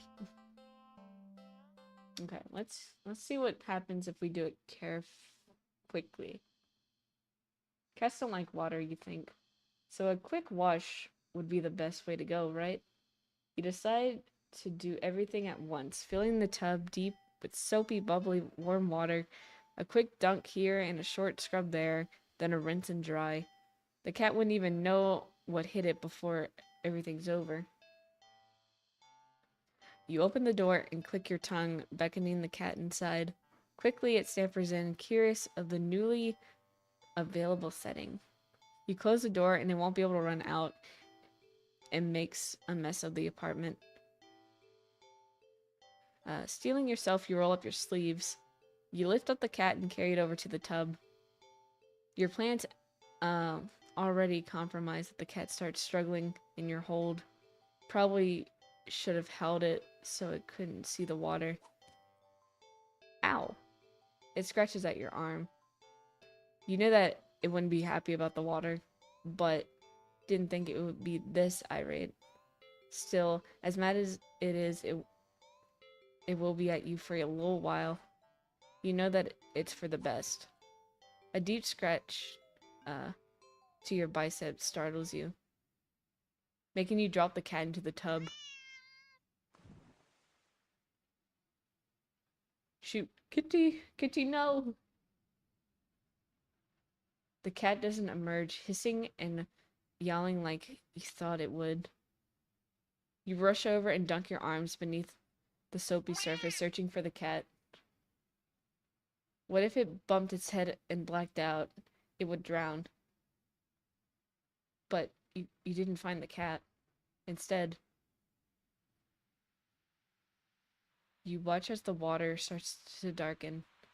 At first, you think it's just dirt from the cat and feel a little vindicated about your decision. The water darkens further and further until it looks like you fill the tub with black ink rather than water. Even the soap bubbles are a translucent obsidian now. Something's not right. But as soon as you have those thoughts, whoa, wow, what's in there? You feel like you felt something tugging you from under the water. You try to pull away, but your arms won't budge. Whatever it is, it pulls you closer towards the water. You try to use your free hand to release the drain plug, but when you dunk your other arm into the water without thinking, it grabbed too. Both hands were strained. You couldn't get any leverage or force yourself free. Help! I'm under the water. You're dragged into murky waters of the tub. You're dragged down, and further down still. Much further than it should be possible for your bathtub. You can't breathe. You think you can't see either, but as you draw your final breath, you think you see what has been pulling you down. Something resting deep down below. Something waiting for you.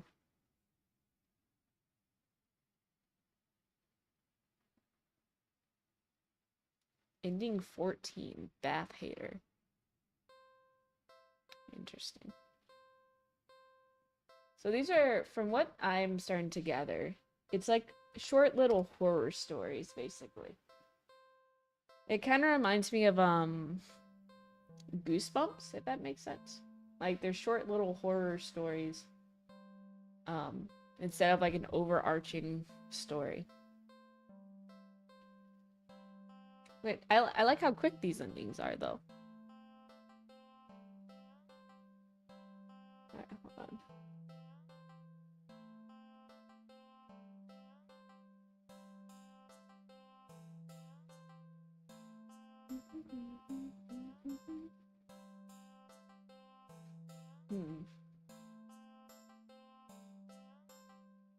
I have a fun one for you if you want to do it. Oh. Alright, where do I have to go?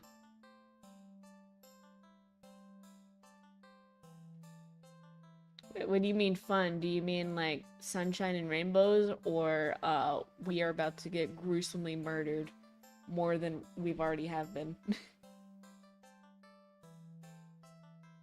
You go to that menu before? Which one? This one?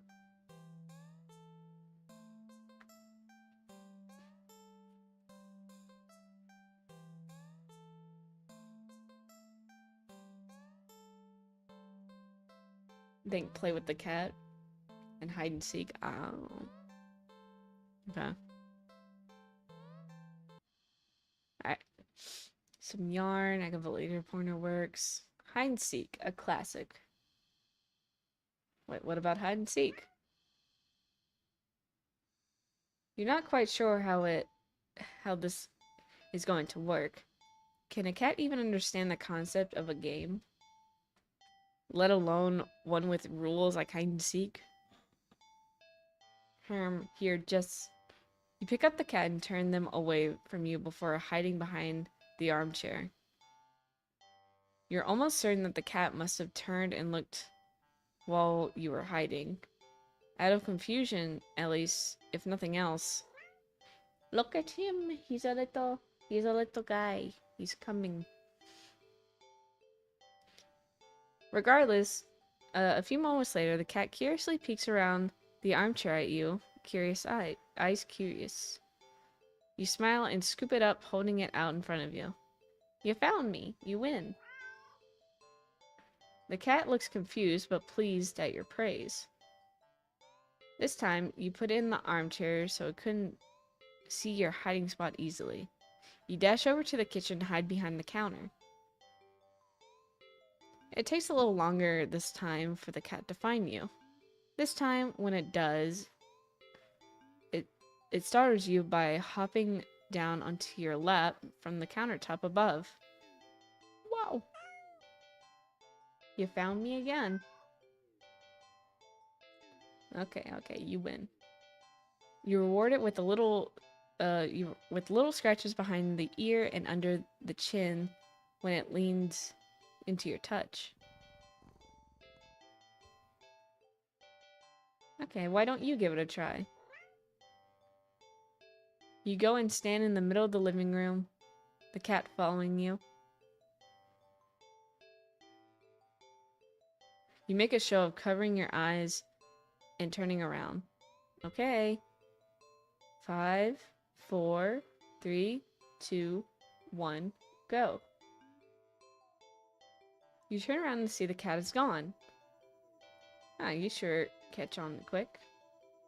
There aren't that many hiding places available in your apartment for someone your size to hide, but without the opposable thumbs needed to open and close doors in the halls, the cat will have its limits too. Fair game. Okay, now where to look? Where to look?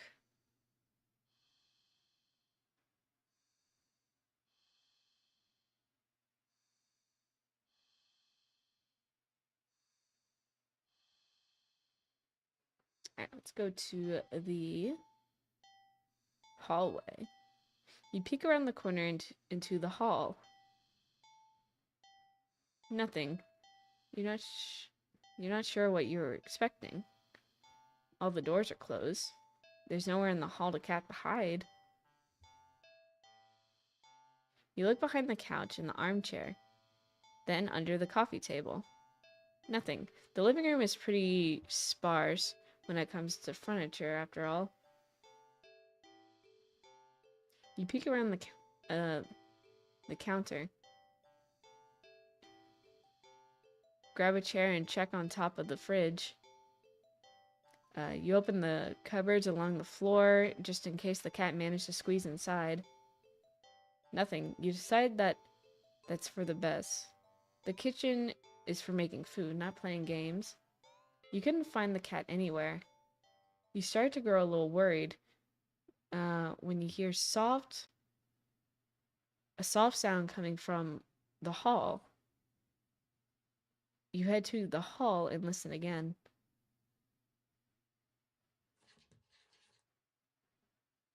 Sounds like it was coming from your bedroom, but you walk down the hall and to your room and gingerly open the door.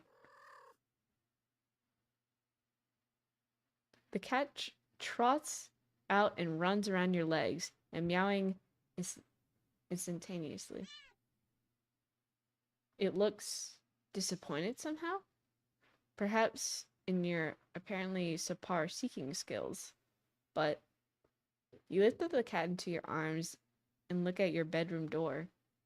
How did you get in my room? You know the door was closed, right? The cat wiggles out of your arms and runs out of the hall. You follow to see it sitting in the middle of the living room.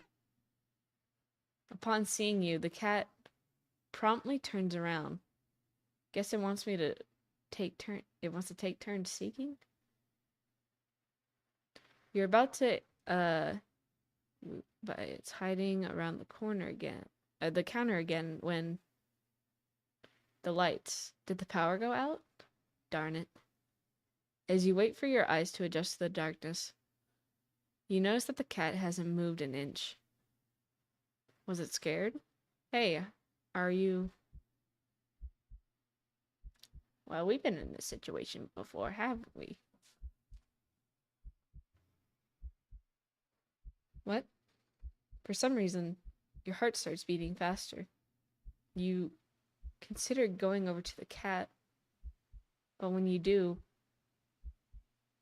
the thoughts make you feel...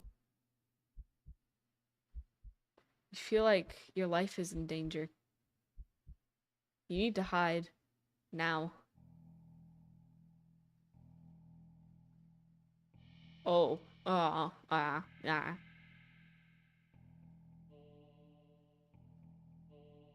Hallway closet. Oh my god, there's so many options. Fun!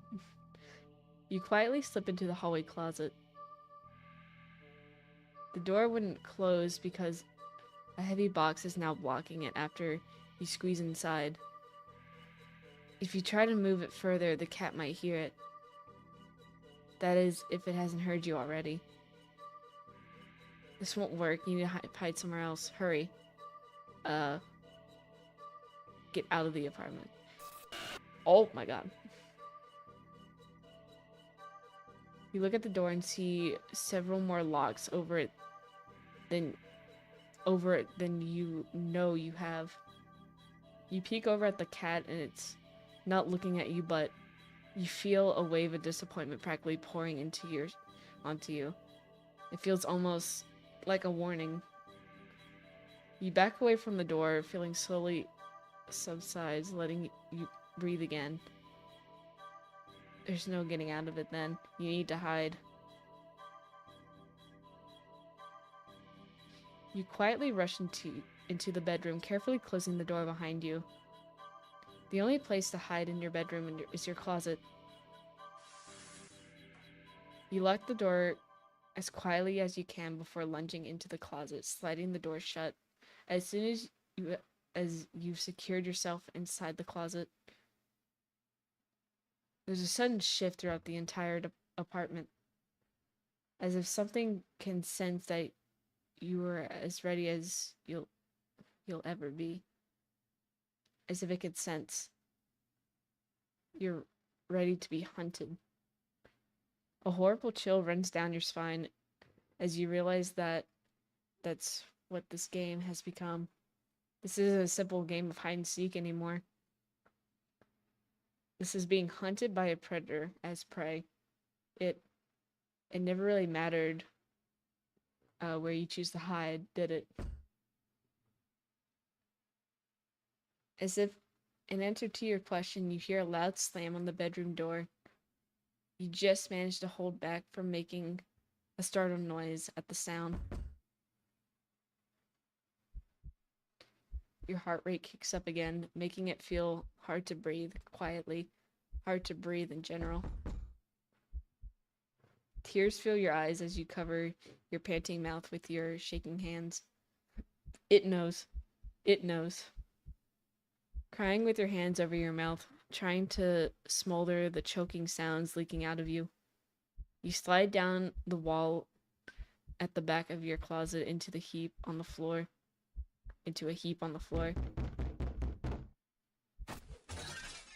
Oh my god. You flinch harshly at the sound of the door being ripped off its hinges. Followed by a loud crash against the wall on the other side of the room. Like the door has been blown away. The silence that follows, it's almost too much to bear. You can't. A single sob escapes through your nose.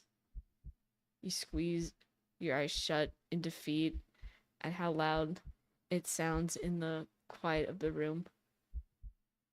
Not much point in hiding it anywhere anyway, is there? You essentially put whatever energy you have left into listening for your footsteps. Oh no, the ad. Alright, we'll wait till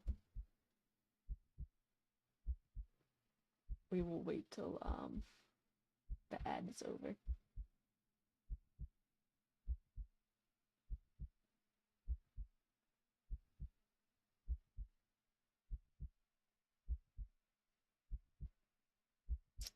So I'm enjoying this game so far. It's like a quick little horror stories.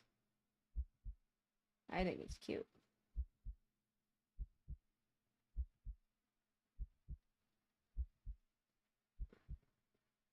Oh, where was it?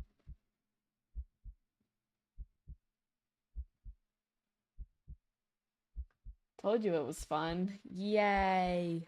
So much fun.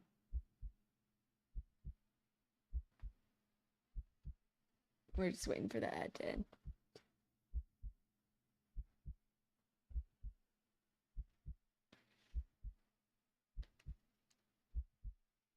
I'm curious. We could at least try to go for maybe 20 endings.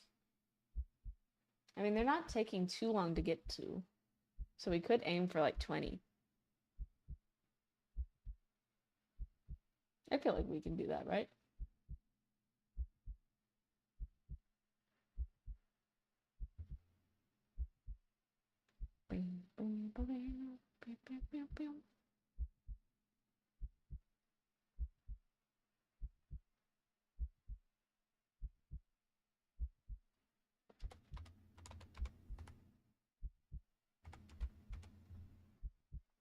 Let's see.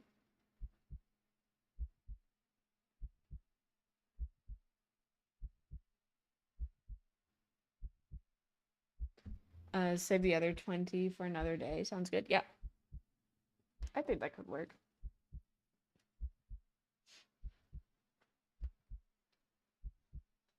Depends how long we get to 20 endings, though. Might not take too long.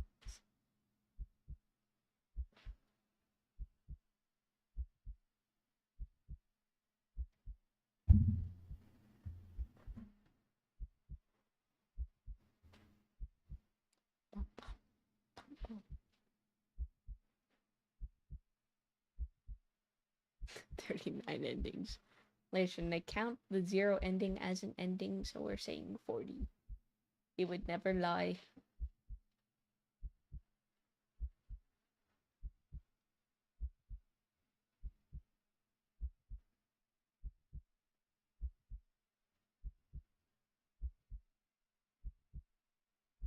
Welcome back. We are about to be devoured. You instinctively put whatever energy you have left into listening for footsteps.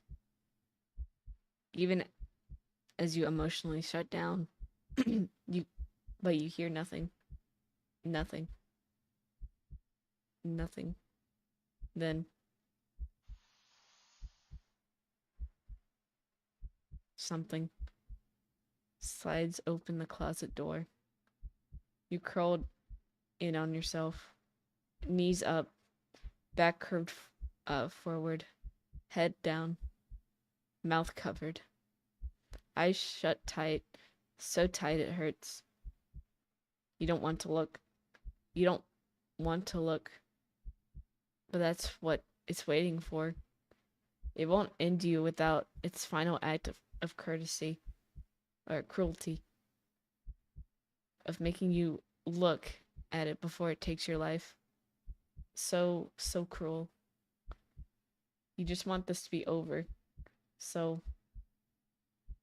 you open your eyes. You see something glaring at you from the darkness beyond the closet door. The cat. It looks disappointed. In the moment before you draw your last breath, you almost consider apologizing for being such unworthy prey. Guess your hiding skills were just as subpar as your seeking skills. Ending 13, disappointing prey.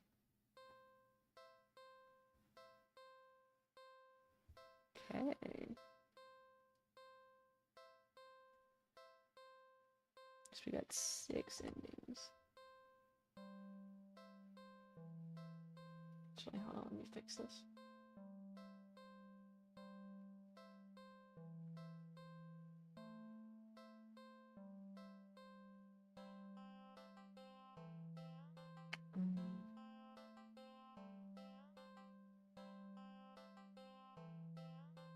Just so you guys can see it a bit easier.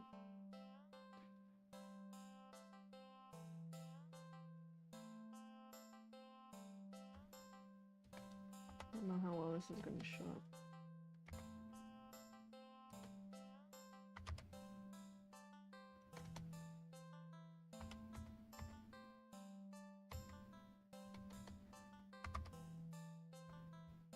There we go. You guys can see it better now. Alright, let's see.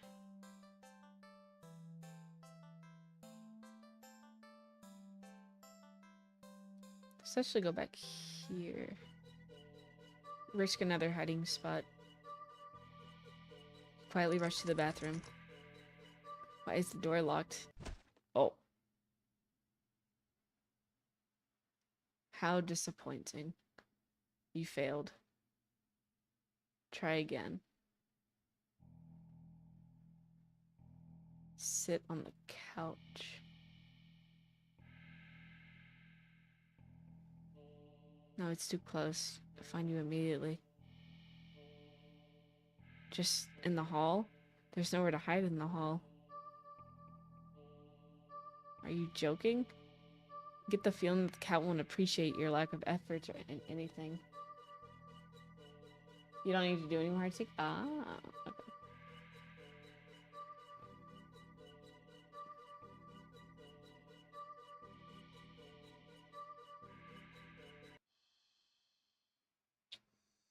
Okay. Back.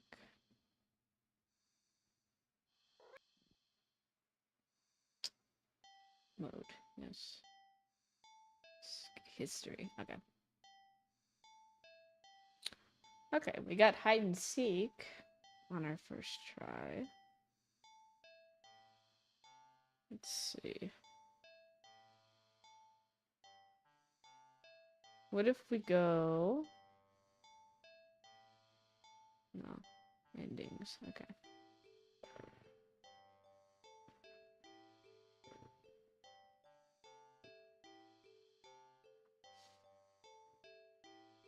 Alright, let's, go back. Oh, I'm stuck here. Hold on.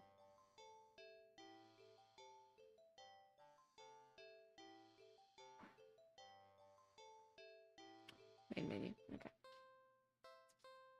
I actually got on your first try. Okay. What if we do continue again? Because we did that twice and it had different results. You're walking. Right, of course. This is the first time in a while you felt like going out. And you're actually glad that you did. The weather's absolutely perfect. It's a good sign, right? Maybe your luck finally started to turn around. You intently allowed yourself to feel excited about possibilities. Okay. Oh, that's an interesting skip button. Okay. So what if we don't take the cat home? Oh, I don't want you to skip all of it. You're not ready? Play with the cat. You just want a little attention, don't you? Poor thing must have been bored sitting in the box all day. You're not sure how much of an interesting companion, but you're willing to do your best. There's got to be something you can entertain the little critter with. But what? Buy a toy. Check pockets. You dig into your pockets. You find a small piece of string in your left pocket. Not very helpful. The string is far too short. An eager and excited cat leaped forward. Could easily lead you to getting bitten or scratched. In your pocket, you have a bar of chocolate. Oh my god.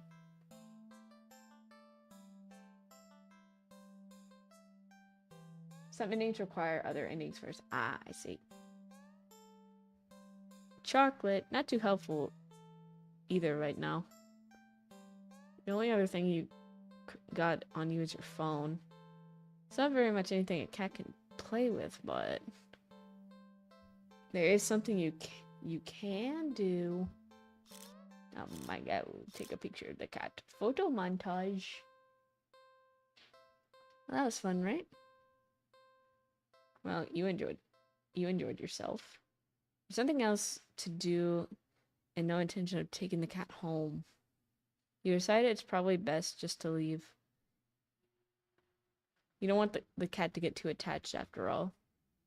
At least you'll have some memories to take with you. Okay, see you around, I guess. Good luck. Okay. You turn and walk away. Oh. Your phone just got a message. You opened it up and... What? Aren't I a cutie? It's a picture of a familiar looking cat. Huh? The cat does look cute and happier in the picture. But it's not a picture that you recognize. What the heck? You didn't take this picture. You pick over the shoulder at the cat. But the cat is simply looking at you. It meows sadly as if pleading for you to come back. What if we get out of the alleyway? You ignore the cat and briskly walk out of the alleyway without another look. Phew. That was weird. You got a good distance away when... Not again. You reluctantly look at the new message and... Don't ignore me, no! Look how sad he is. I'm sorry. Creeped out, you decide to just go home. I know you're seeing these. Come back.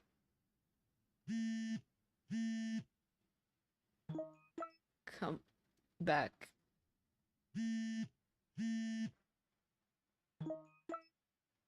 Oh my god, those eyes. Holy shit. Look at those eyes. Come back.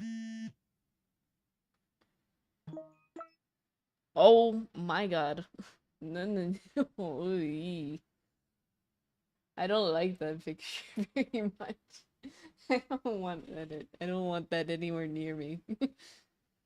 I don't like that picture.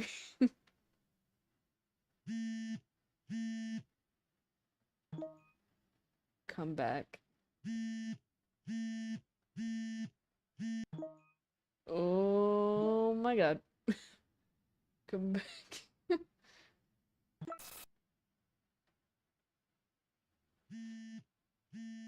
Oh my god. I could see you. No, you don't. Can always see you. Oh no. You can't hide. I will find you. Oh, whoa. It's not very oh whoa of you. Oh no. Your eyes dart around nervously, certain that you're being followed. But there's nothing there.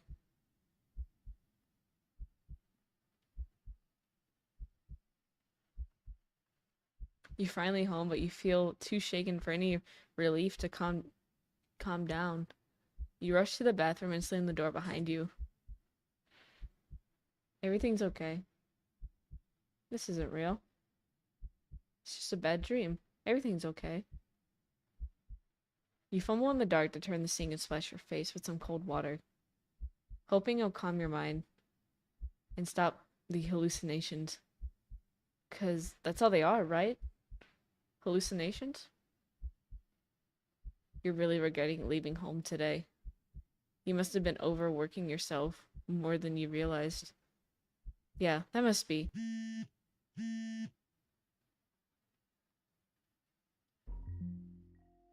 You jump as your phone alerts you to yet another message.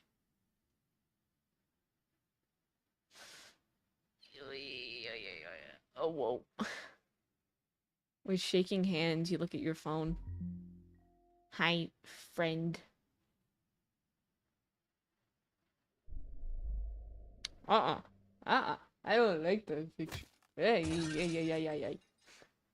I don't like that picture. You whirl around and instantly jump back. You slip, smashing the back of your head into the bathroom mirror. You don't register the pain just yet, your eyes shifting wildly around the room.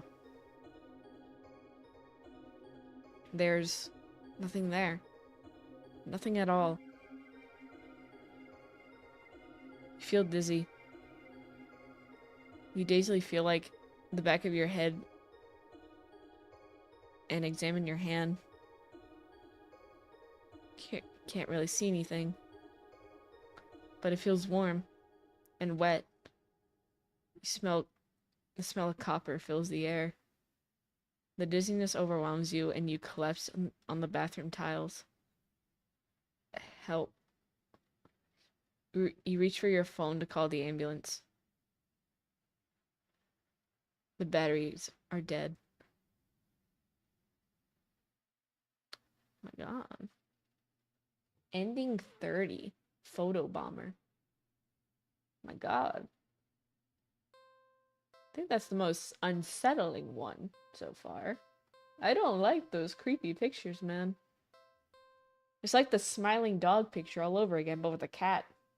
I don't know what's worse.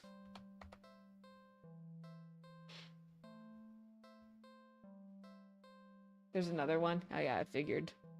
There's a lot we could do with that. Okay. Alright, let's go back here.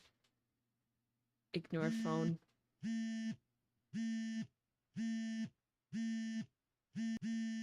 Oh god.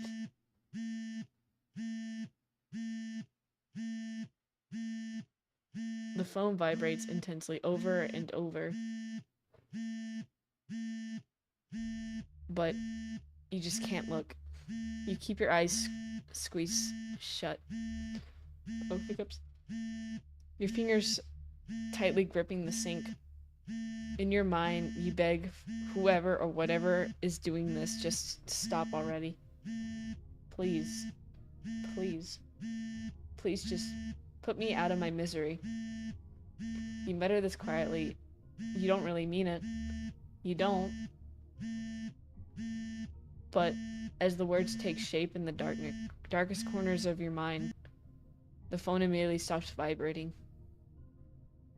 You think that this would give you relief, but you only feel dread sinking heavily into your stomach. You can feel eyes on you. You can feel puffs of air on the back of your neck. Damp and deep and slow. You take a deep breath and open your eyes and look in the mirror. Nothing. You peek around the room. Still nothing. Nothing at all. But you know something is there, waiting to be acknowledged. For you to accept the fact of its existence. Only then will it dig in you and give you peace. To free you from a life of constantly looking over your shoulder, of fearing your own image, your own reflection. You can feel its presence, limitless and old. You can't win against it in a war of attrition. Attrition? Your lifespan will long expire before it's tired of you. So, you close your eyes.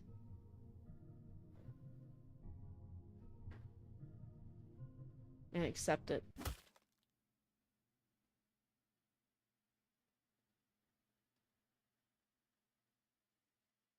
Oh my god. As your head was severed from your neck, you're filled with peace. Grateful at the very least. You never had to see it. Whatever it was.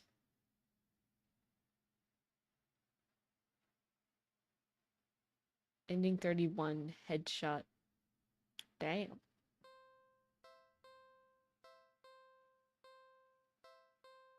Somehow, it was not better to ignore the phone. I think it got worse. Ugh.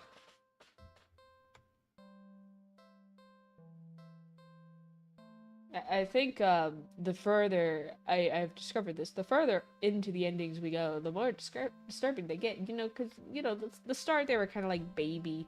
Oh, a scary cat is haunting you, hunting you down, casually rips off your limbs. Now we're getting into like the paranoia, like the psychological side.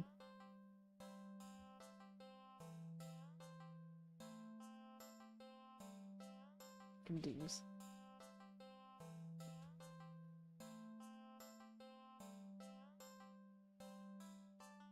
Headshot. Yeah, there's still a lot. Okay. What if we go back?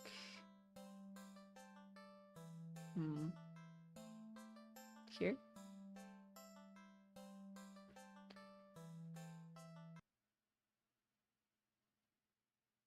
You'd never take that thing home with you. You just can't take it home with you. You're a responsible adult. You are. With rent and bills to pay for, not to mention you need to buy food to survive too. There's no way you could take care of a cat long term, right? You can barely afford this little outing on your day off. What to do? Leave cat. You don't think it's a good idea to get the cat's hopes up of having someone look after it if you're not willing to commit? What if it gets attached and somehow tracks you down to your home? Oh, okay. Hi, Des. I'm taking the cat home. Fuck it, chat. Sorry. See you around, I guess. You stand up and the cat's watching you move. You make it halfway out of the alleyway and the cat meows almost pitifully at you.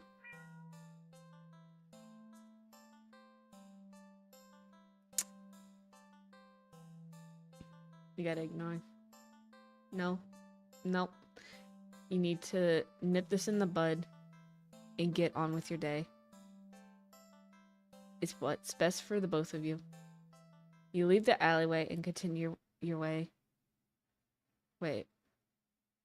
What was I doing? In all the excitement of dealing with your furry dilemma, you've forgotten that you still hadn't decided on what you're going to do on your day off. Oh. Where do we go, chat? Spend the day off of work. We can go to the movie, the carnival, the dog park. I think a movie sounds nice. It's been a while since a film came out that looked interesting enough for you to drag yourself to the movie theater. But there's a showing of one such film at the old theater. The movie was a little too niche to be picked up by the new cinema that opened right across the street. It's okay, though. You're not exactly a fan of crowds. And nothing ruins the experience of watching a new movie for you more than a noisy audience. Let's go to the old theater. You eagerly buy your ticket from the kind old man in the booth and head inside.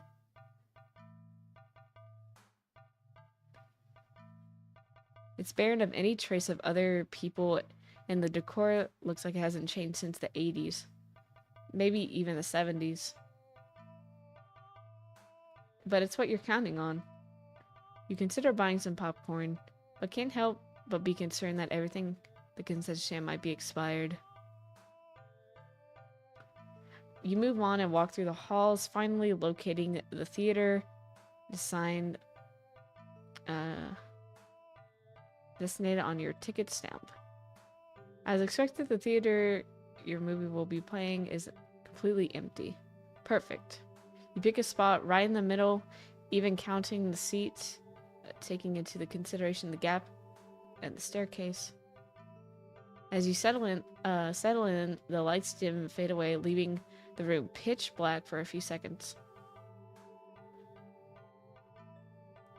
Before the screen flickers on, no commercials or trailer pop-ups, the movie just begins. Please, you shrugged and let yourself get immersed in the opening scene. But just as you're getting into the premise, the door opened behind you, momentarily casting a light into the room and ruining the atmosphere. You hold in a frustrated sigh. It's a public establishment after all. This place, it can't exactly afford to stay open if you're the only customer. You try to refocus on the movie, but you sense a new presence slowly shifting around the theater. Before heading in your general direction. What? Oh my god. You gasp in utter disbelief as the stranger shuffles down the aisle, only to sit right in front of you. We gotta kill this guy now. There's no one else here and plenty of space to sit. The stranger's also unusually tall, even with the stadium-like arrangement of the seats being on a somewhat steep incline. They're completely blocking your view. Truly the most evil action so far. Sometimes murder's reasonable. Let's move to another spot. You don't want to risk escalating the situation further. This whole thing is already making you uneasy. Why would they choose to sit right in front of you? Surely they knew you wouldn't be able to see past them. Shaking your head with a passively aggressive scoff, the stranger's direction, you reluctantly pick another, less perfect seat in the theater, but as you settle down, you see the strange person get up,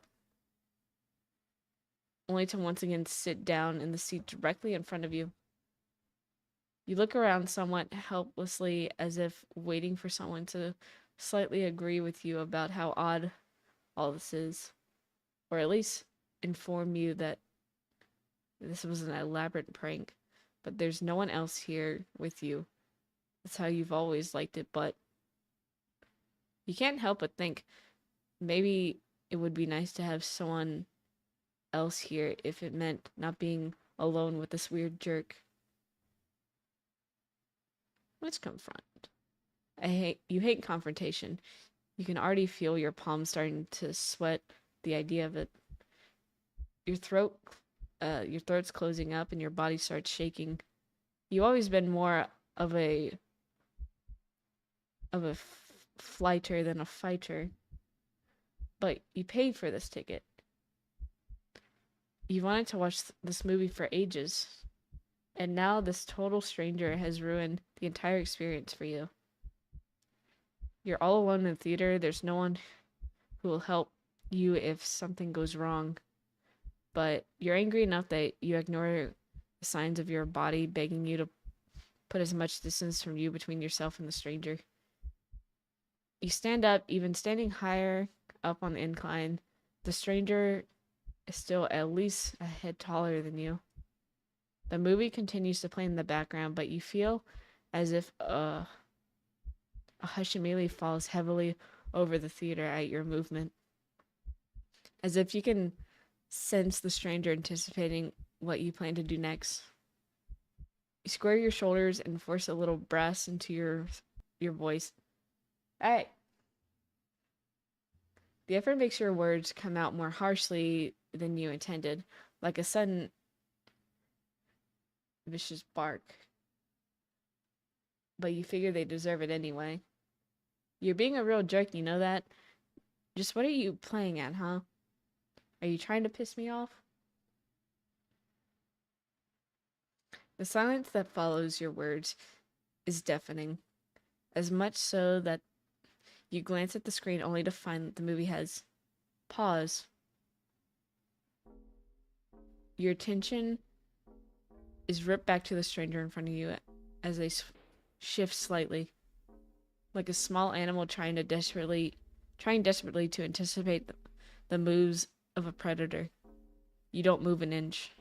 You don't look away. You don't dare blink. Instead, your eyes widen as the person's head turns. Then it turns some more. Then turns more beyond what should be possible. Neck bones cracking. To face you directly. You can't move. Wide glowing eyes resting above a wider grinning mouth gaze down at you. The stranger opens their mouth and what comes out is something impossible to comprehend.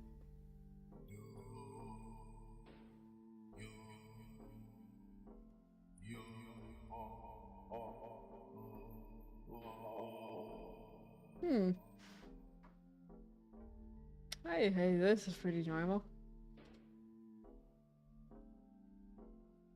Oh my god. He's meowing.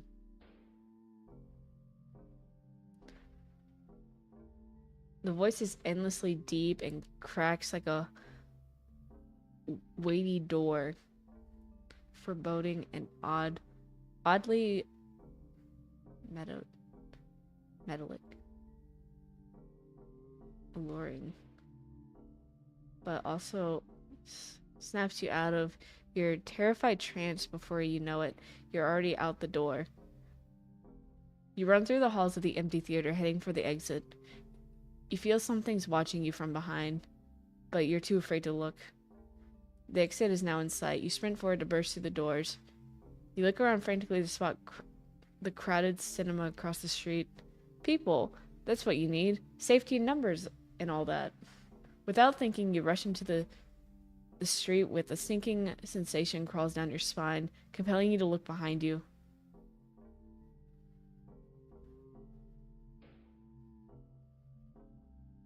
The most normal person on the street. Should we look behind? I think we should. I think it would end very well if we look behind us.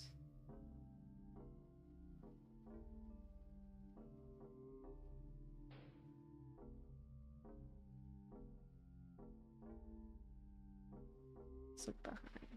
How else will you know what's behind you? I know, right?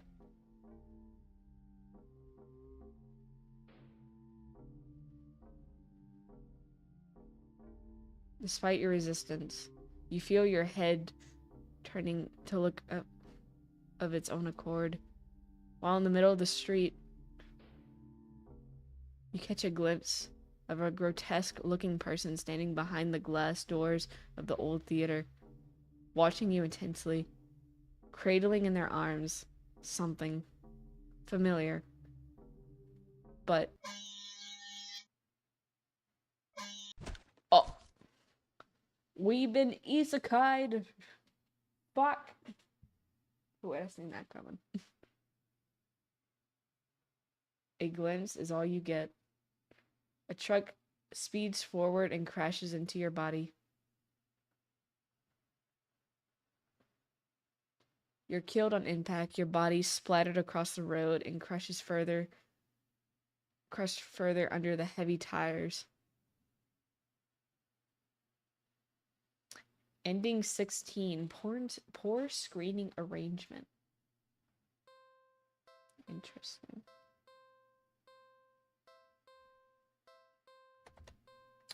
Okay. I feel like there's a lot of endings we can get over here.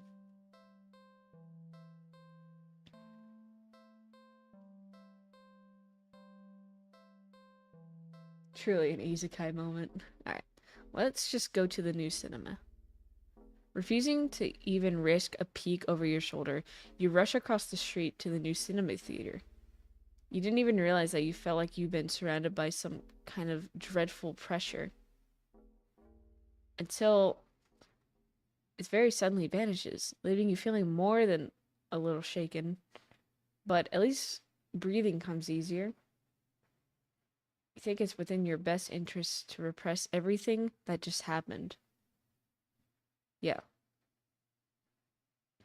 Deciding to wait for the movie you've been anticipating to be available on DVD or streaming, you join the long line outside the new cinema. By the time you reach the ticket booth, you just want to get inside. You pick a movie at random and take your ticket from the tired-looking teenager manning the booth. The decor is chic and sleek, and inside bustling with people. It's not what you're usually used into, but it's kind of nice to not be alone, even if you feel a little lonely watching families and groups of friends laughing amongst themselves. You get popcorn, but the lines at the concession stand are long, and the prices are criminal anyway. Fair enough. You go through the halls, you follow the signs to the theater designating on your ticket before heading inside. Sigh.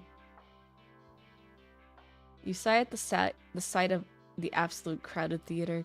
You headed towards a seat only to be told by the person next to you that it's being saved by someone. This happens to be a few more times before you finally manage to get yourself settled into a seat, annoyingly off-center to the screen. But the screen is at least visible, if not a little too close, so you grit your teeth and bear it. The lights fade out, but the chatter doesn't. This is just a movie theater experience. The rest of the audience seems content to talk through the commercials and even through the trailers. You figure the chatter will stop when the movie actually begins, but it doesn't even get slightly quieter as the opening scene starts playing out. You sigh out loud, thinking everyone could hear you anyway. This is why you avoid movie theaters like the plague. Oh my god. Suddenly, the screen changes, showing the face of a black cat.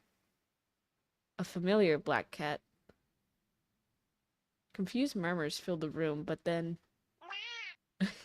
the cat on the screen meows.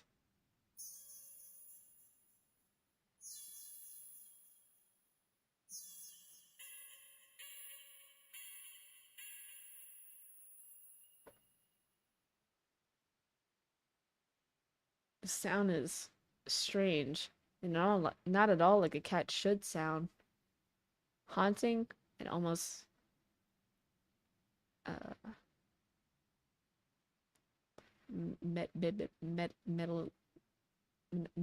melody. I can speak. And layered as if made from multiple voices of different creatures. Melody. Creatures that would probably never say.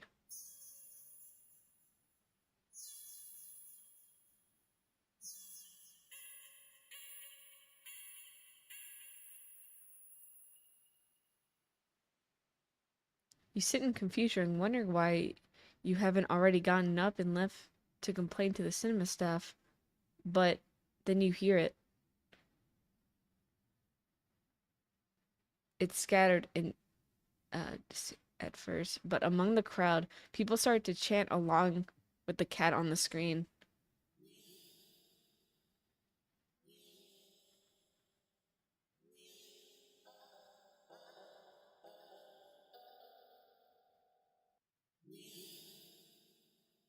They're furries. No.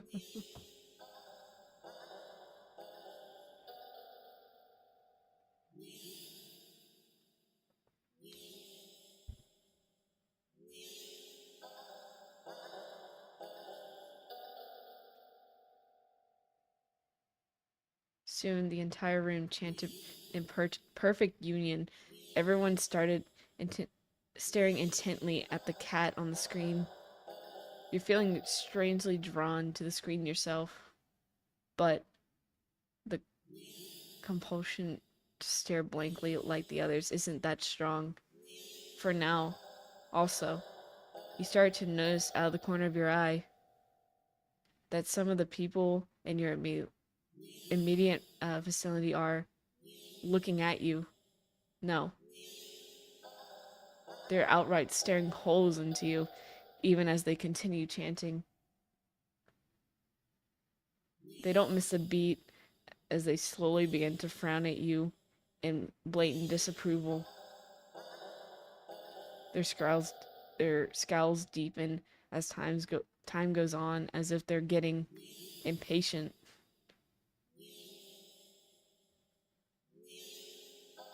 Let's blend in. Thinking fast, you look at the screen and begin to chant with the crowd. I don't know. Yeah. I don't know how you do this. Just imagine I do it, okay? You get the nya out of me. How about that? Go ahead, see. Yeah.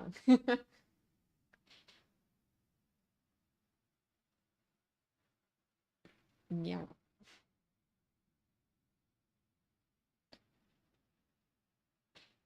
You feel the harshness of their collective gaze start to ebb away. He isn't a very good furry. The air in the theater becoming lighter once again.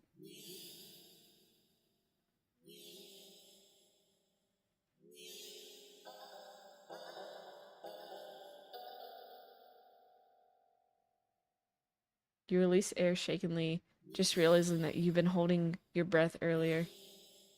You feel stuck. Surely you can't just get up and leave now. Not after whatever all that was.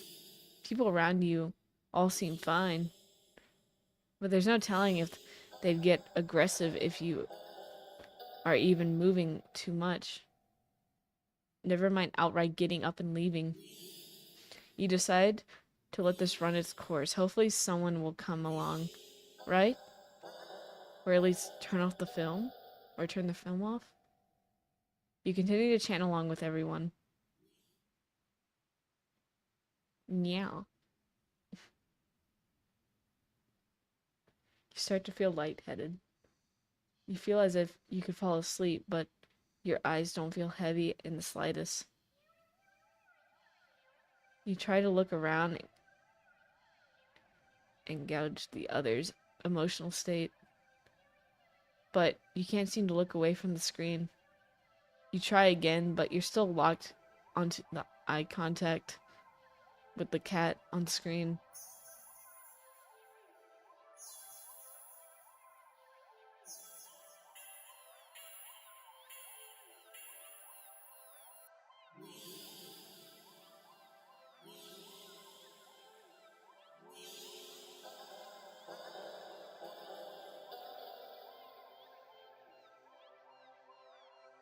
Yeah.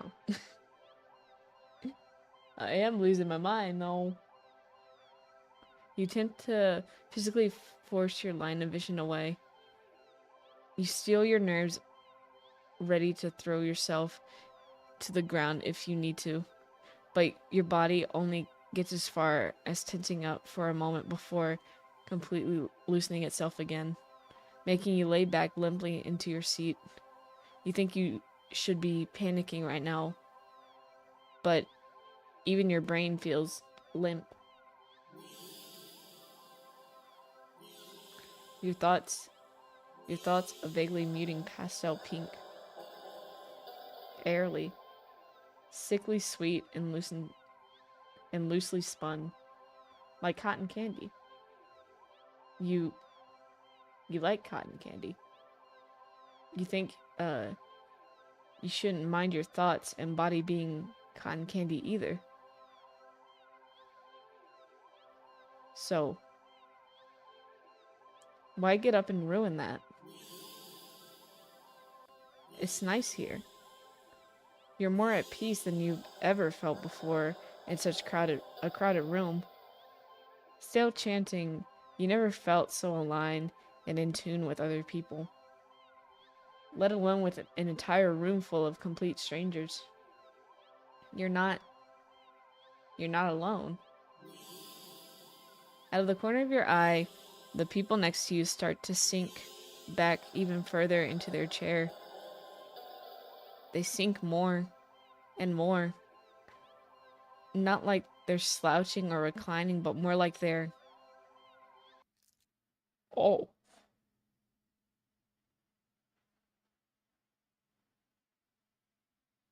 Deflating. Their skin bunches up and wrinkles like fabric, as if their muscles, their bones, have started to disintegrate. Their eyes dim before sinking into their sockets. Their mouth, still attempting to chant, falls open over a cut-off nya, gasping as the word ends in an awful hiss, a final, weak release of air. You muse thoughtfully about whether or not you should be distressed at the sight. But even then, the blanket of peace doesn't leave you. Suddenly, from the pile of skin and clothes next to you, you see a lump moving around. You watch in dazed fascination as the lump makes its way to the part of the skin where the head used to be. Out from the mouth crawls a tiny black kitten. Meow. Ooh, I don't like this. This reminds me of there he is. This reminds me of so much. Oh fuck! What's that manga creator? Fuck. He makes all like the short little horror stories. Up. It reminds me so much of Junji Ito. Yes, Junji Ito. It reminds me so much of Junji Ito. If you guys ever read or watched the balloon, like the balloon story, that's what it's reminding me of.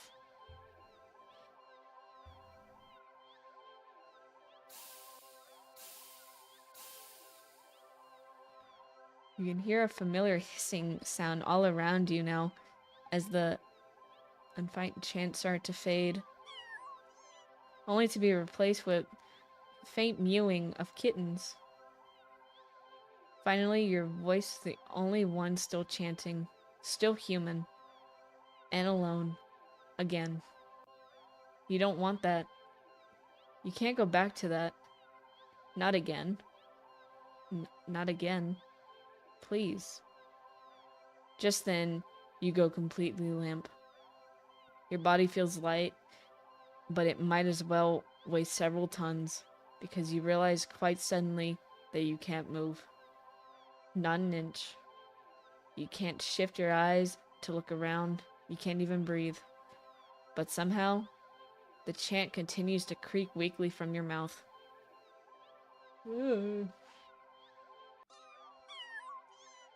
Oh god. A few kittens come forward and perch themselves in the chairs around you, watching you sink, watching your sinking body.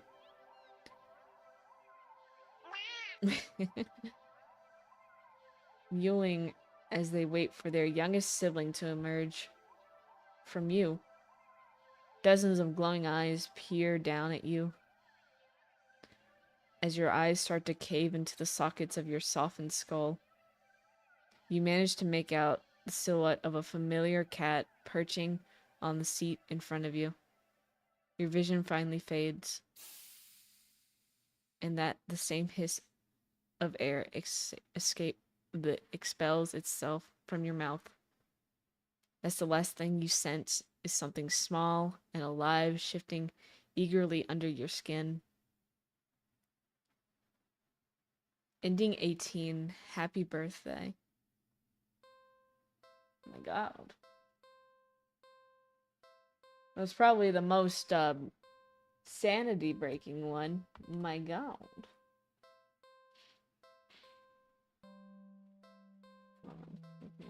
God, my head hurts after that. My head hurts after that one. Oh. Oh.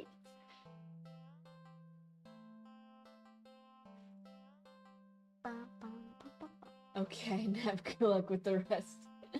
Bye, Moon. Thank you for joining. Oh my god.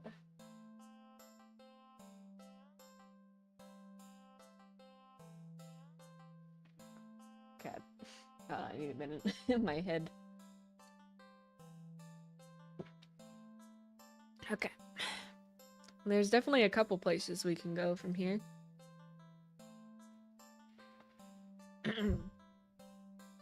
We can go here.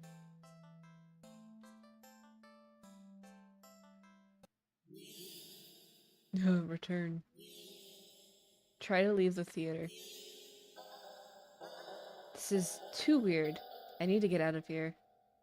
Gathering your courage, you perhaps putting your fear to use, you stand up, fully intending to leave the theater.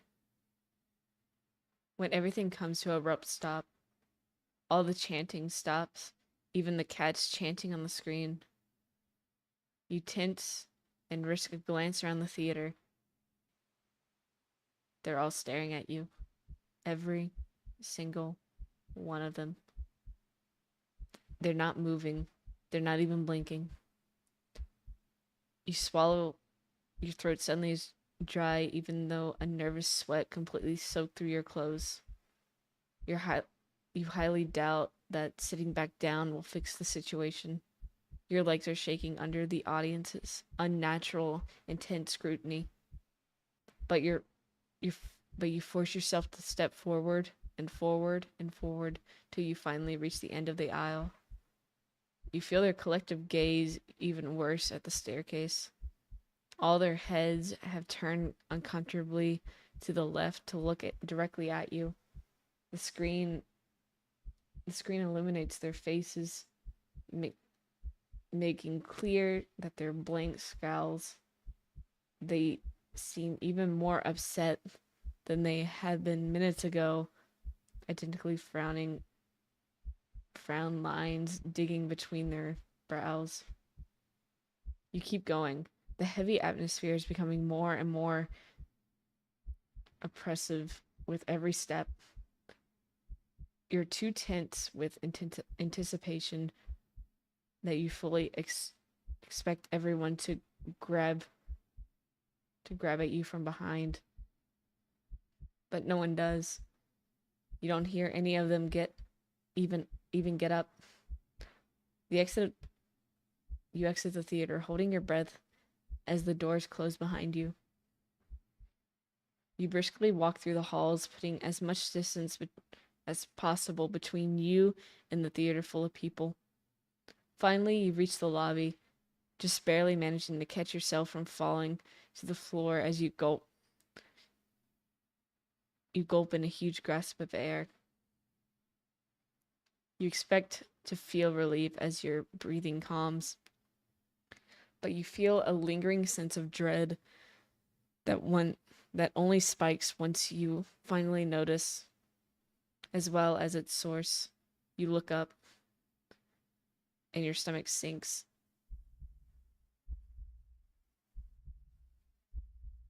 Oh.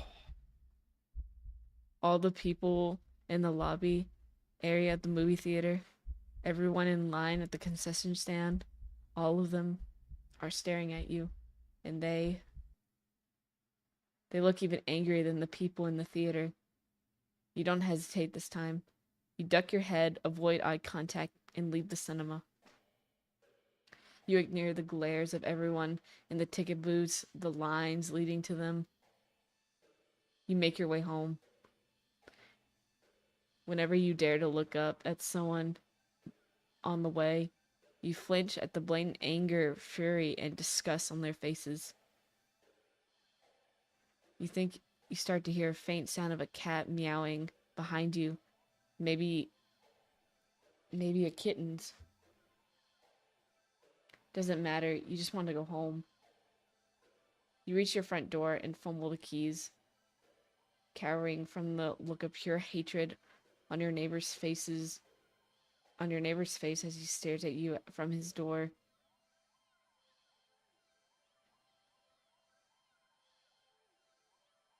Finally, you get inside your apartment. You lock all locks on the door. You slide down with your back against till you're sitting on the floor.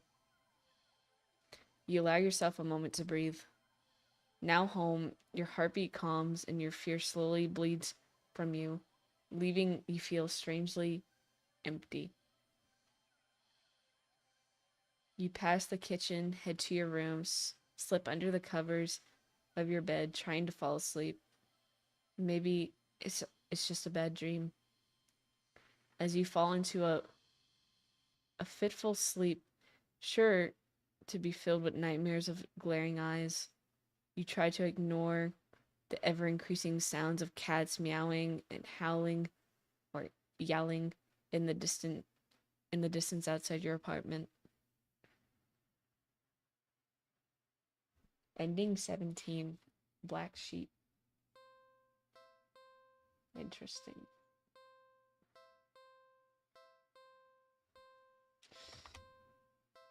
Oh, stretch. Oh my god. These are definitely getting into paranoia territory. Like, we started off softly, like, oh, the cat is haunted, obviously. Something's not right about the cat. And then now we're getting into, like, paranoia, anxiety territory. You should have taken the cat. Oh boy. Alright. Let's see what happens if we do this. You're walking. Right, of course. The first time you've been out, I felt like going out. And you're actually glad you did. Alright, let's skip to the cat. Okay. Alright, don't take the cat home. What do we do now?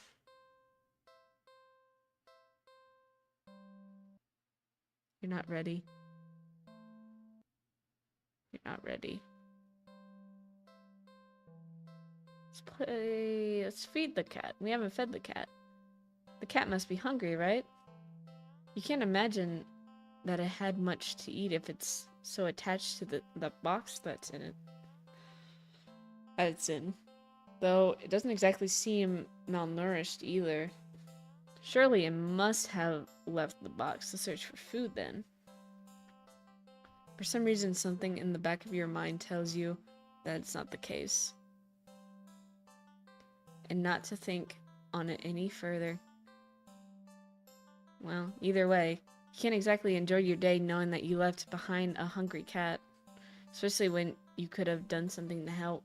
So, what to do about the hungry cat? What if we gave it the chocolate? I know cats can't have chocolate, but we can give this cat chocolate. Small piece. No, that's not very helpful. Far too short.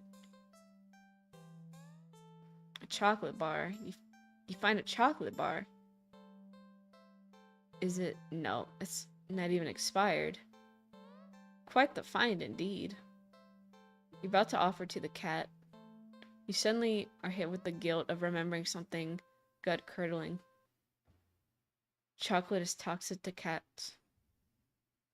Oh my gosh, you resist the urge to vomit. at your near mistake. You feel so guilty. You throw the chocolate bar away into the nearby trash bin. The almost cat killer doesn't deserve chocolate. You go back to the cat, barely able to stand its innocently oblivious eye expression. You monster. I'm sorry.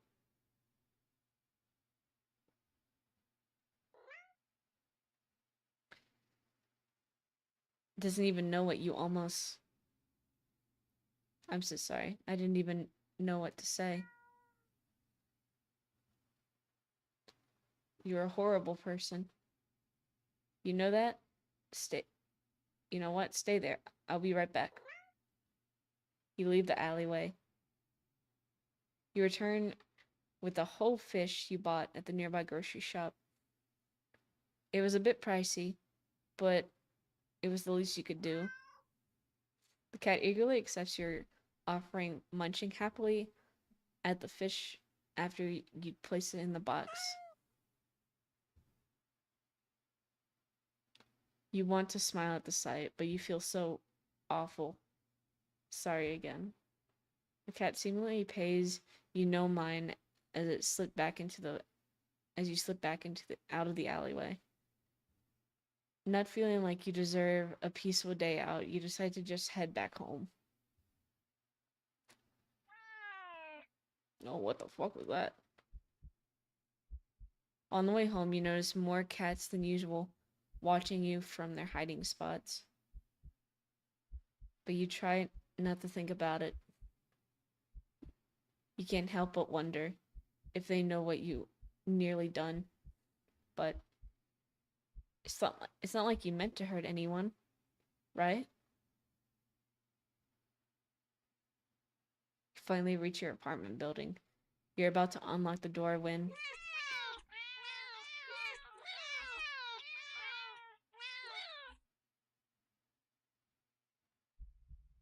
behind you, you only see dozens of cats standing there, looking at you. Did they see you feeding the cat in the alley and thought you had more food for all of them? I'm sorry, I don't have any food for you. None of them moved an inch. You're starting to feel a little unnerved, even finally a single cat pushes its way at the front end. It's you. Oh, it's held carefully between its teeth is the chocolate bar you thrown away earlier. It places the chocolate bar down in front of it before looking back up at you. All the cats look up at you. You can feel their judgment. You feel your sins weighed down heavily on your back, but without the money to buy enough food for all of them, you don't know what to do. Let's beg for forgiveness. You collapse to your knees and bow down, low as you start to earnestly beg for their forgiveness. I'm sorry. I'm so sorry. I swear. I'd do anything to make it up to all of you, but you're out of options. Suddenly. I'm choking. I'm dying. You feel something stir in your stomach and swim its way up your throat, closing off your airway as it tries to force its way out of your esophagus. Yeah. That's my throwing up. Blech. It finally succeeded in aid from your helpless gagging. What the? Lying on the ground in front of you is a flopping fish. You just threw up a living fish. What the hell? The cats come rushing forward, all tearing hungrily at the fish. You're happy to finally be of help, truly. You threw up another fish, and another, and another, and your stomach hurts. You're getting dizzy. You fall to your knees. Tears and snot are streaming down your face by the time you cough up finally a tiny, bloody fish and collapse forward. Your throat and stomach both burn in a way that feels dangerous. You start to fade out. Despite the pain, you strangely feel more overwhelmed, sense of hopeful pride. That you made up for your disgusting actions. That you've been forgiven.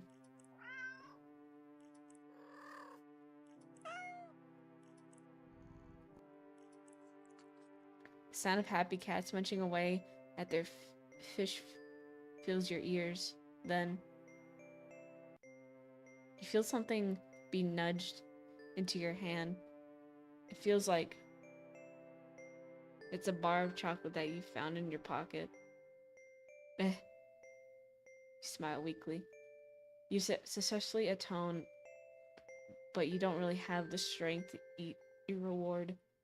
Sadly, the last taste in your mouth as you leave this mortal coil doesn't get to be that of chocolate, but raw fish. Ending 24, fishing for pardon. Ugh. That's an interesting one. Very interesting. What time is it?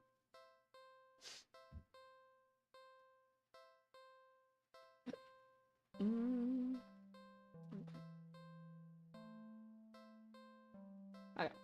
I think we might, instead of 20, we'll try to get up to 15. Because I feel like 20 might be too long. We'll see. We'll see how.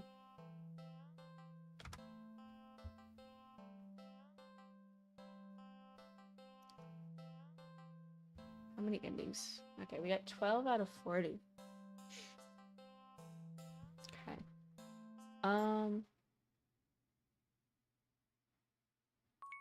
Oh.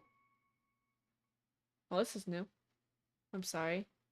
I'm so sorry. I was just so tired of everything. Not you.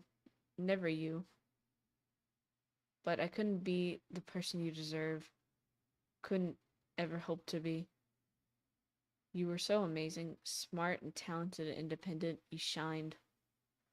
But in comparison, damn it. So stupid. So worthless. But when it approached me, it didn't tell me that it wanted me. It needed me. Maybe that's what I wanted all along. Wanting could be so fleeting, but to be needed? There's nothing I wouldn't give to be someone, to have someone tell me that I mattered to them. That they needed me. You're walking. Right, of course. This is the first time in a while you felt like going out. And you're actually glad you did. It's an absolutely perfect day. It's a good sign, right?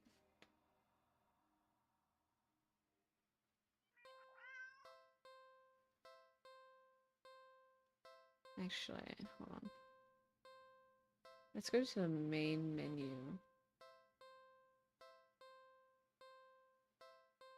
So there is this one. So we are developing more, because the more endings we get, the more crazy this game becomes. You decide to cut your losses and head inside. Your sins weigh down on you, but you're only human. What more can you do? Jeez. You try to ignore the yowling of the neighborhood cats as you go about your chores.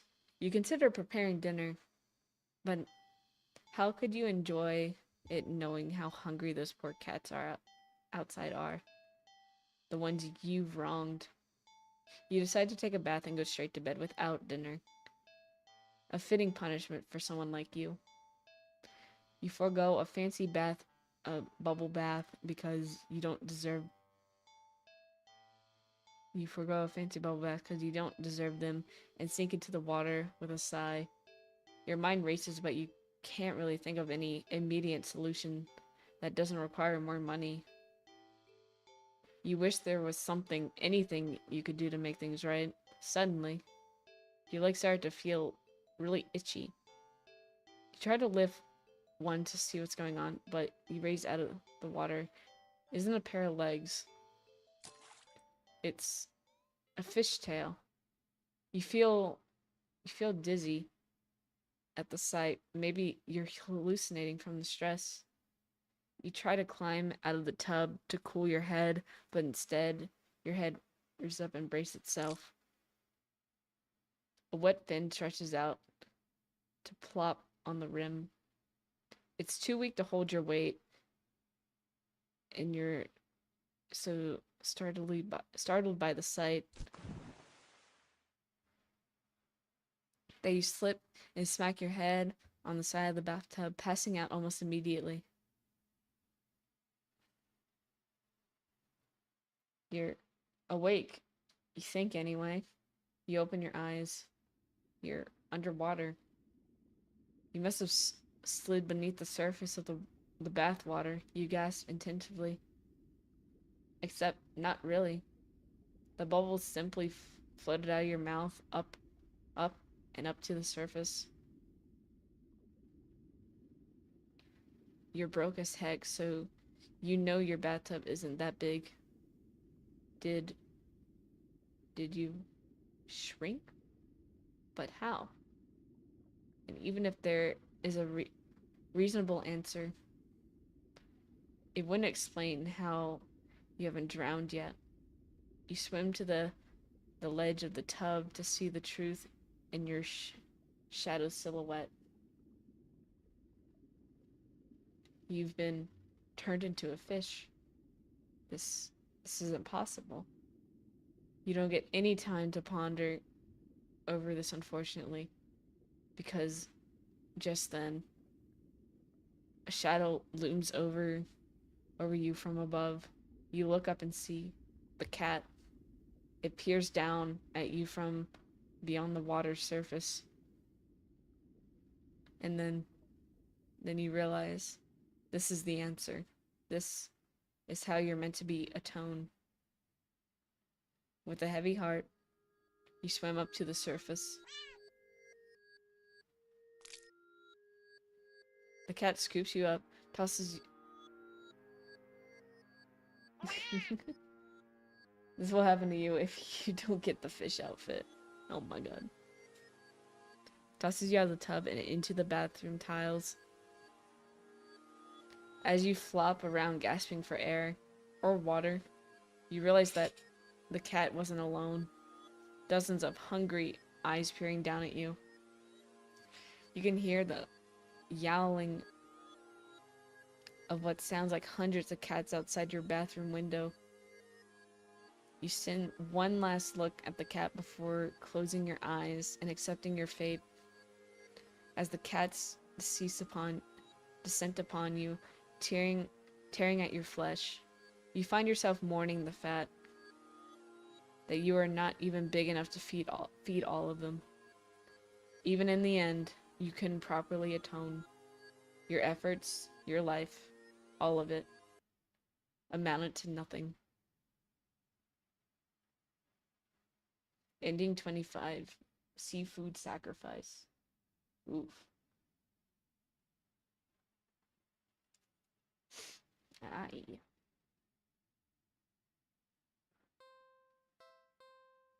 Alrighty. So we got 13 out of 40. Okay.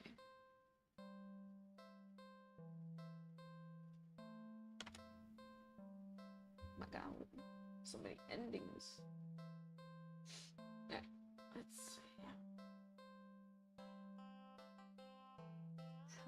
How else will we go?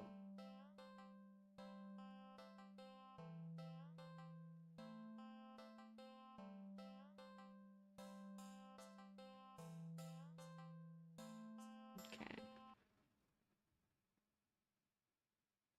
Walking. Alright. This time, We'll take it home because there's a lot. There's a lot we haven't done with the cat at home.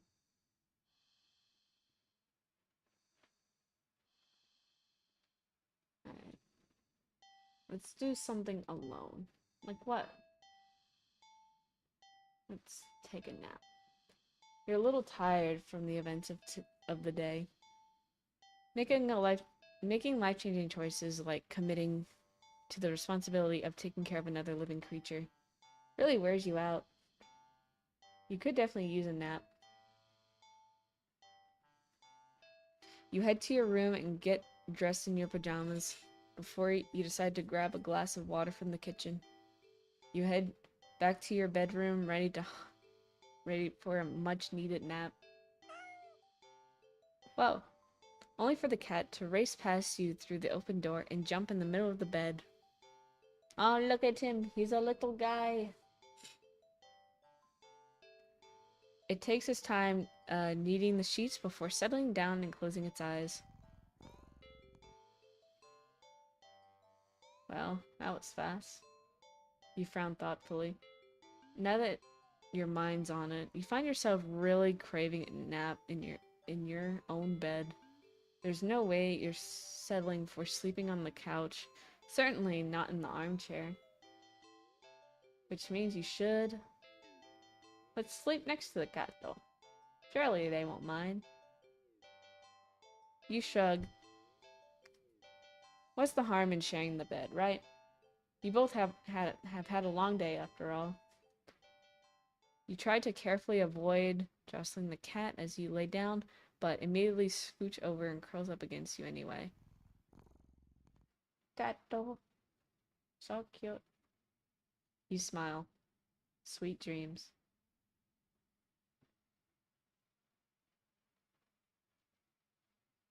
You feel like you slept for a long time. You feel a warm weight on your back.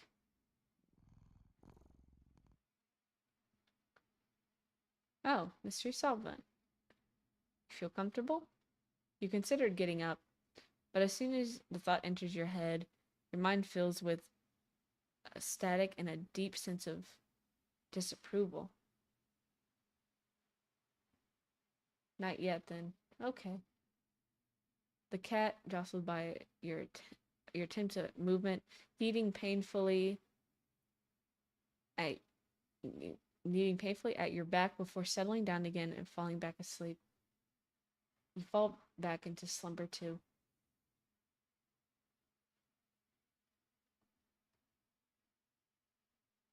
It's night. You want to get up. Claws dig into your back like a warning. Tomorrow then? Alright.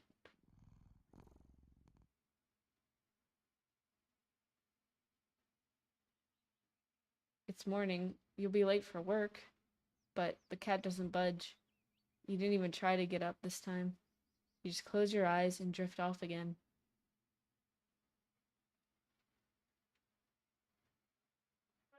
It's the next day. Since the last several days. Or has it been weeks? Or longer? You're not quite sure. You're hungry.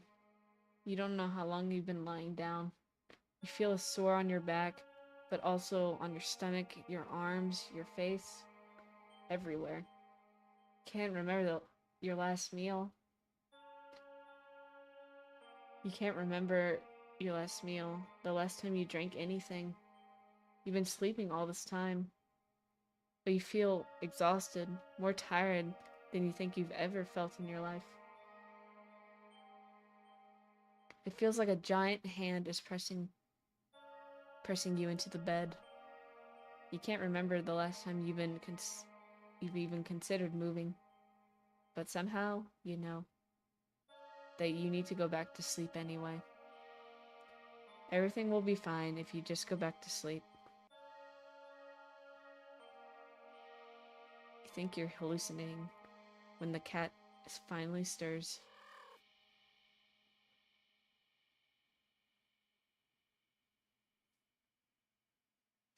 God, that scared the shit out of me. I thought I heard someone. I thought I heard some noises outside, like speaking. I would be very terrified. Oh God.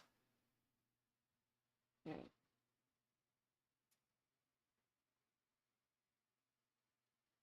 It stretches languidly before hopping off your back. You hear its feet padding through your still open bedroom door. Its steps fading down the hall. You don't open your eyes. You don't move. You're afraid you don't remember how.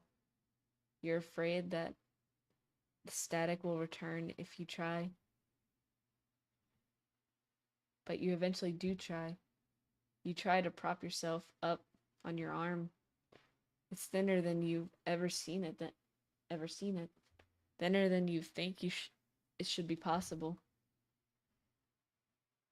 Your arm snaps under the weight of your body and crumbles to dust on the bed sheets. It doesn't hurt in the slightest, as if your nerves have dried up and become as useless as useless as you feel in general. Just how long have I been lying in bed? You don't have much time to think about it. Your failed attempt at sitting up sends you tumbling over the side of the bed like a rag doll. Ow. But you think you're probably closer to being a ceramic doll as your body shatters instantly upon the impact to the floor. Your head rolls towards the door, letting you watch as the rest of your strewn body parts crack and crumble and turn to broken ruin as your consciousness begins to fade. A cat strolls into view then, poking and yelling at the remains of your brittled limbs. Bad kitty, you tried to say. But you think your jaw might have snapped off earlier as well. Almost as if sensing your attention, the cat walks over to you. Well, your head at least.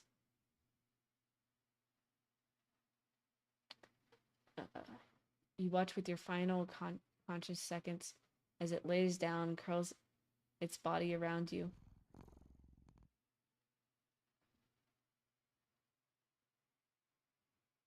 It feels warm. Well, maybe another nap couldn't hurt. Ending 6, just a cat nap. Oh, interesting. I can't tell you what this ending reminds me of a story. I can't remember the name of it. Good ending. I just get to sleep.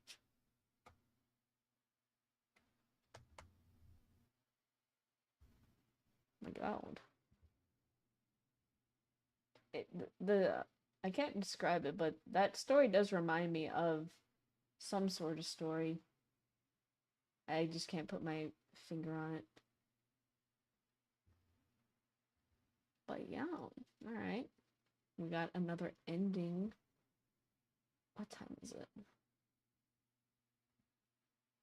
I mean, I could keep going for maybe like 2 more hours, because I mean, I don't have work tomorrow, so might as well.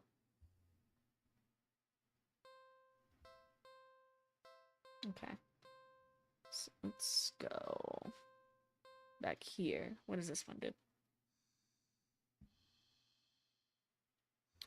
Move the cat. Let's go do something else. Maybe you can try napping later. You decide to do something else with your time.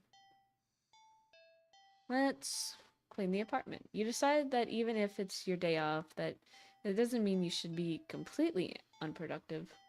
You know, you have a guest and all, but you really shouldn't put off in chores. Best to get them done while you're in the mood to do so. So for now, get dressed and roll up your sleeves and get to You get dressed, roll up your sleeves, and get to work on cleaning the apartment.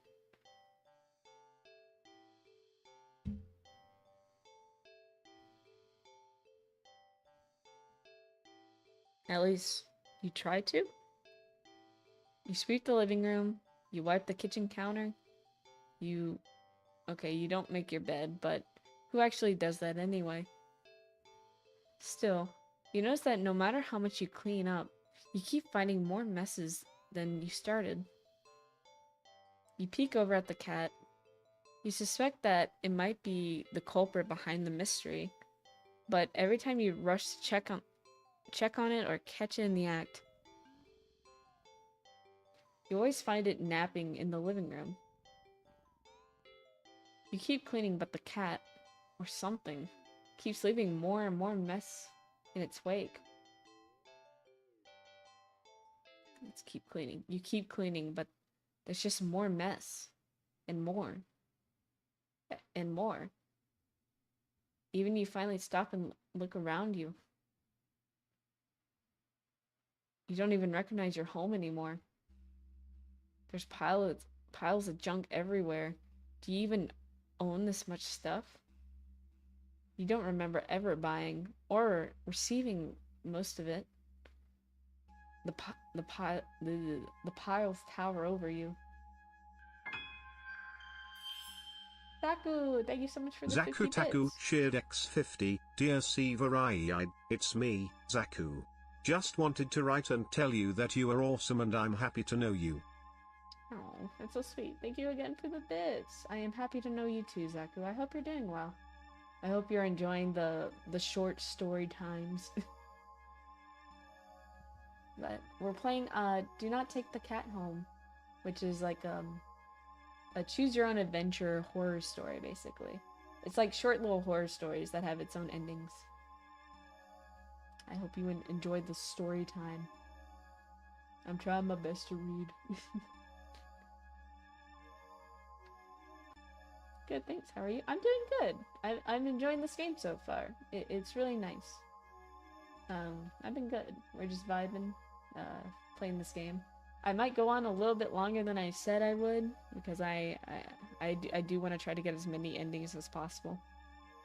Because as you can see on the top of the screen, this game has a lot of endings. You feel claustrophobic. The stench of garbage is overwhelming despite your hands feeling raw from all the cleaner fluid you've been using. Your eyes start to burn from the bleach. You need some air. You need to get out of here.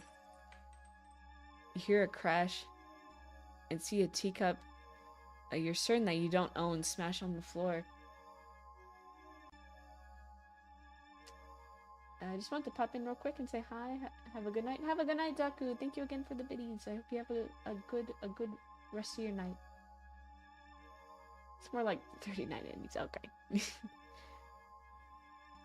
You look up and see the cat perched on the teetering pile of china and kitchen appliances, carefully nudging another teacup from the pile, sending it careening to the ground.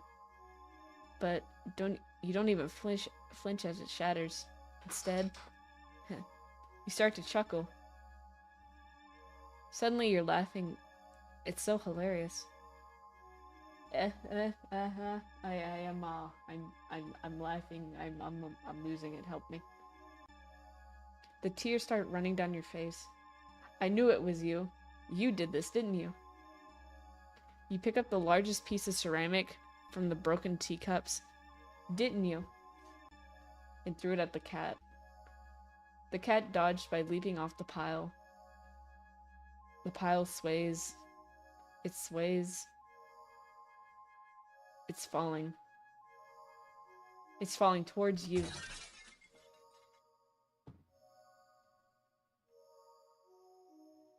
You can't move.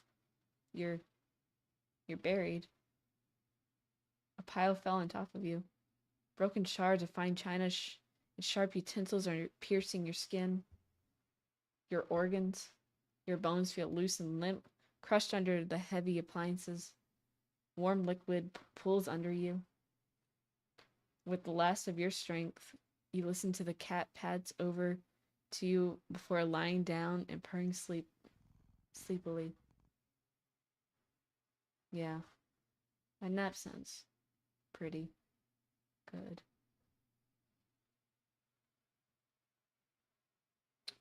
Ah, it's technically the first ending. Oh, interesting. A not so clean getaway. Interesting. So definitely we are running into a pattern of the stories when we bring the cat home. Something happens, I guess, a normal everyday occurrence. It starts repeating itself over and over again. So that's an interesting thing.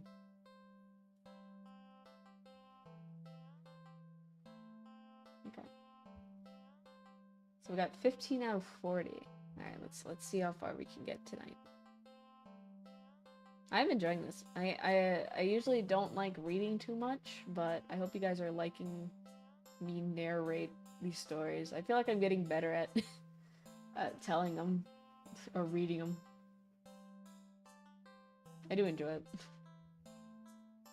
Alright, let's try something else. Let's catch the cat in the act. How are you supposed to finish cleaning up if this little imp is making a menace of itself? No, you know the cat is the culprit. You consider locking it up in the bathroom, at least until you clean the rest of the apartment, but it just doesn't seem fair when you don't actually have any proof. You need to investigate this further. You need proof. Not just for the sake of your sanity, but more importantly for the sake of cleanliness. My god. You start to clean again and peek behind you, catching mere glimpses of a paw here and a tail there. But as with earlier, when you rush back to the living room, the cat is still sleeping. Okay, you wanna play, cat? Now let's play. This time you decide to lay a trap. Lay a trap on one of your feline friend. Your feline friend won't be able to resist. You tackle the kitchen island counter and give it to works, glistening by the time you're done. It's so clean. You dropkick anyone who even thought of eating off of it. The perfect trap for your little cleaning saboteur. You whistle innocently as you exit the room and hide around the corner of the entryway to the hall. From the angle you're at, you have a perfect view of the cat and the island counter. There's no way you won't catch the culprit in the act now. If it really isn't the cat, maybe you give it a treat as an apology for your suspicion.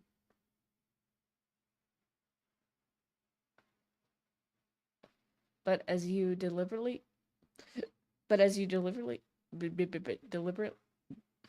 if you should stop by the grocery store to get some fish, the cat starts to shift. It's back. I can't speak anyone. Its back that was risen and falling evenly moments ago is now rippling in small tumors like a gigantic wave of a black sea. It's shuddering. It's bubbling. It's bulging. Oh my god, there's two of them. What the hell? You gape in disbelief as another cat bursts out of the still sleeping feline you've taken home with you. Your fairly certain that's not how cats give birth. But more importantly, you watch cat number 2 shake itself off before leaping onto the counter, rolling up on top of it and leaving fur and grime in its wake. Probably should have given it a bath earlier. You feel like your mind is lagging behind the reality of the discovery you just made. But you didn't seem capable of thinking beyond smaller observations. For example, though the hows and whys of what you're witnessing eluded you, the more pertinent question that strikes you is that if the original cat is still sleeping and the clone cat is busy making you yet another mess,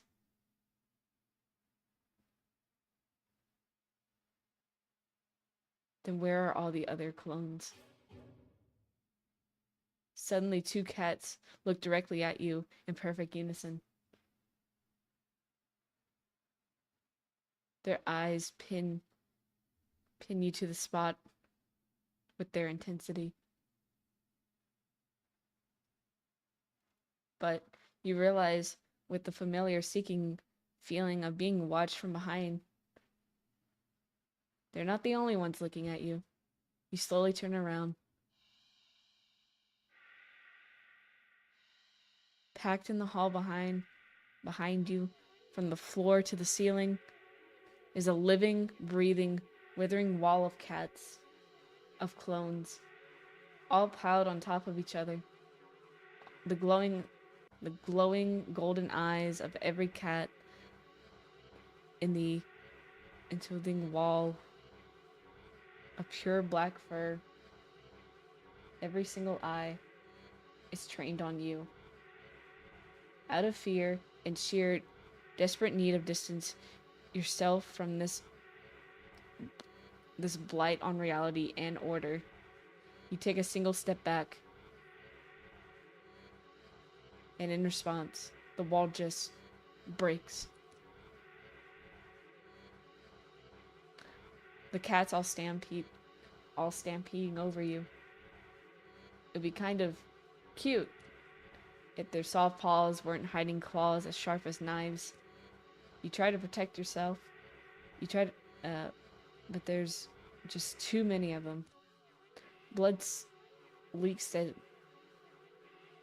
steadily from your scratches. You feel dizzy. With what little strength you have, you turn your head and watch as the cats tear through carpet and upholstery, knocks over vases and dishes and lamps, claw at the walls. It's going to take forever to clean this up, you think. Maybe you'll tackle it all again later, right after you take a short nap. With an annoyed sigh, you breathe your last breath, ending to double trouble. Interesting.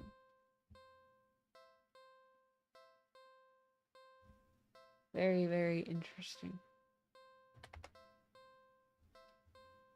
Alright, we're almost at the halfway mark. Kinda.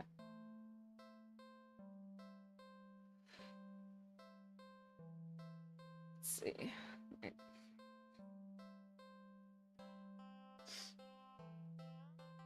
I feel like we can get another ending out of this.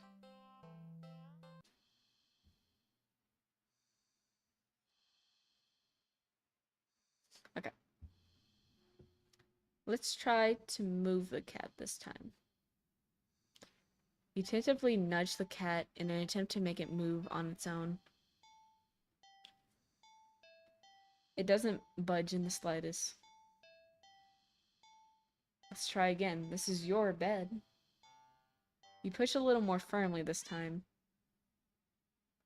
The cat sounds annoyed with you.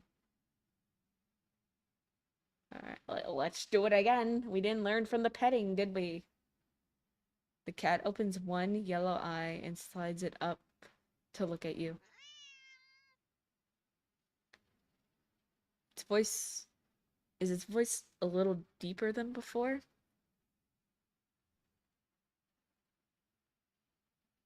Seriously, last chance. Do you really want to do this? Let's move the cat. You move forward. Ready to shove. Oh. Alrighty then. You're thrown back by some invisible force crashing into the dresser before falling to the ground. Wind knocked out of you and you looked up in a daze. You don't quite comprehend what you're seeing. A strong, swirling wind is picked up, throwing items all over the place, as if a minuscule hurricane had just taken form in your room. And right there in the center of it all is the cat, hovering in the air above the bed, its eyes open, glowing like molten lava. Oh.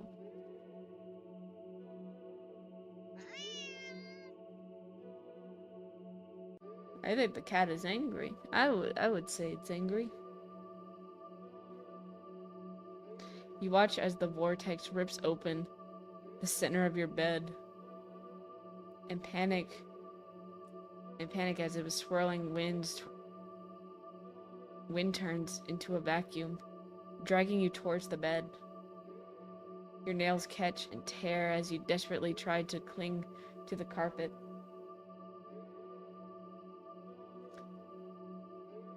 The floorboards, any and every piece of furniture within your reach, bloody fingers slipping clumsily through every surface. But there's nothing you can do. As you touch the vortex, your body starts to disintegrate. Tiny particles of your body separating and floating into nothing. The last thing you see is the cat landing numbly on the bed and kneading at your sheets before it curls up and fall back to sleep. Ending 5. Do not disturb. Oh my god. That's why I don't move my cats when they are sleeping. I hate when this happens. The daily occurrence of a cat vortex. I hate it. I hate it when that happens, when I try to get Lily to move off my bed too. It just opens a vortex and ruins everything. It's very expensive. Alright, let's see. Is there anything else we could do here? Let's watch a movie. You're not tired enough for a nap, but you're too lazy to get started on any of your chores. So you decide to watch a movie. You get dressed in your favorite PJs, make some popcorn with an abundance amount of butter, and head it over to your armchair. Only to discover that the cat has already is napping there. You frown a little and thought, your couch isn't the best angle for optimal TV viewing pleasure, and you don't feel like pushing it around and having to put it back later. The only option is that you have left to sit on the floor. Or move the cat and reclaim your throne. Let's just sit on the floor. You decide to sit on the floor. The cat is a guest after all, and you pride yourself in being a good host, if nothing else. Well, at least you would if you'd ever had any guests over before. You grab a blanket and some pillows and make a comfy nest in front of the chair. You pop on a random movie from your collection and can tell instantly that it's one of your favorite horror films. You've seen it a few times already, but it never fails to get your blood pumping. A few minutes in, you're already invested, getting reacquainted with the story and the characters. The scares don't come until later, but for some reason, you feel like something is watching you from behind. You know it's probably nothing, but you feel compelled to check anyway. You peek over your shoulder. Oh, hello. Hi, Kato. Hi. Hi. Oh my god. Only to jump out of your skin, jostling a few pieces of popcorn out of the bowl on your lap. The cat is awake and looking right at you. You take a calming breath, recovering from your heart nearly lunging out of your chest, and immediately feel foolish.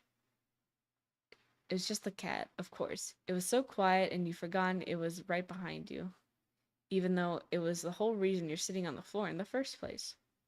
You shakenly pick up the remote and intend to rewind some of the parts you missed. However, as soon as you press the rewind button, the TV shuts off. You blink, confused. Nothing else turned off. The kitchen dim light is still on.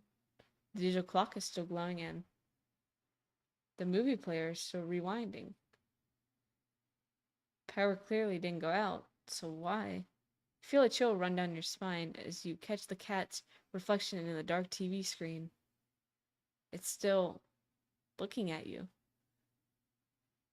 Cat stares. Silly, it's kind of their thing, right? And you're a new addition to its life. Of course it's going to study you closely to see if you're trustworthy. As you mentally reassure yourself, you turn the TV back on. What? The TV's on, but the movie isn't playing on the screen. It's you. You watch yourself frown on the screen as you feel your brow fur and tendon. It's like a footage of you in real time, like you're being recorded. You feel a familiar sensation of your mind focusing on small details to avoid the bigger picture of your current situation, avoiding the question of how this is happening, of who or what is doing this, and why. Suddenly your mirrored self smiles and waves at you, all on its own. You don't wave back, too stunned to move. The you in the screen doesn't seem to mind though. It then stands up, walks out of frame, and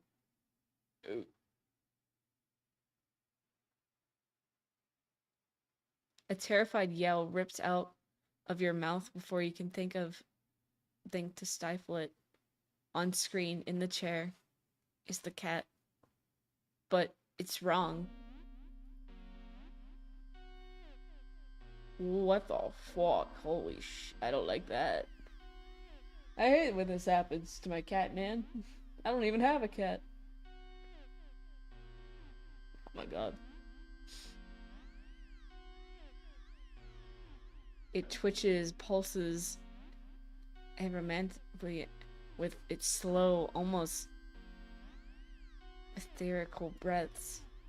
Its mouth is a yawning entrance to a black abyss framed by a set of teeth that look very, very sharp. Eyes bulge over its body, still looking at you. It doesn't even acknowledge your screen persona. As they walk back into the frame and pet it almost lovingly. Then, you inside the TV touches one of the cat's fangs.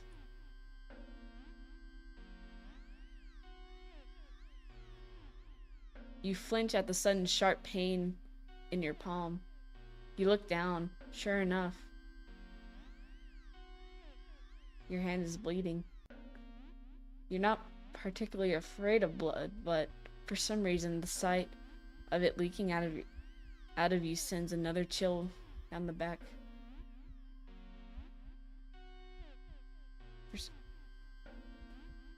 A thought clear and terrible flashes across your mind. It's not just the mutated cat in the TV that's watching you. It isn't. Don't look behind you. Don't look behind you. Don't look behind you. Don't look behind you. Don't look behind you. You watch helplessly as your on-screen self smiles and nods at you almost encouragingly. They stand in front of the cat's gaping jaws. They look into the dark depths, and as you're torn between the horrifying realization of what's about to happen, the gripping wonder of what they see looking back at them from that deep darkness.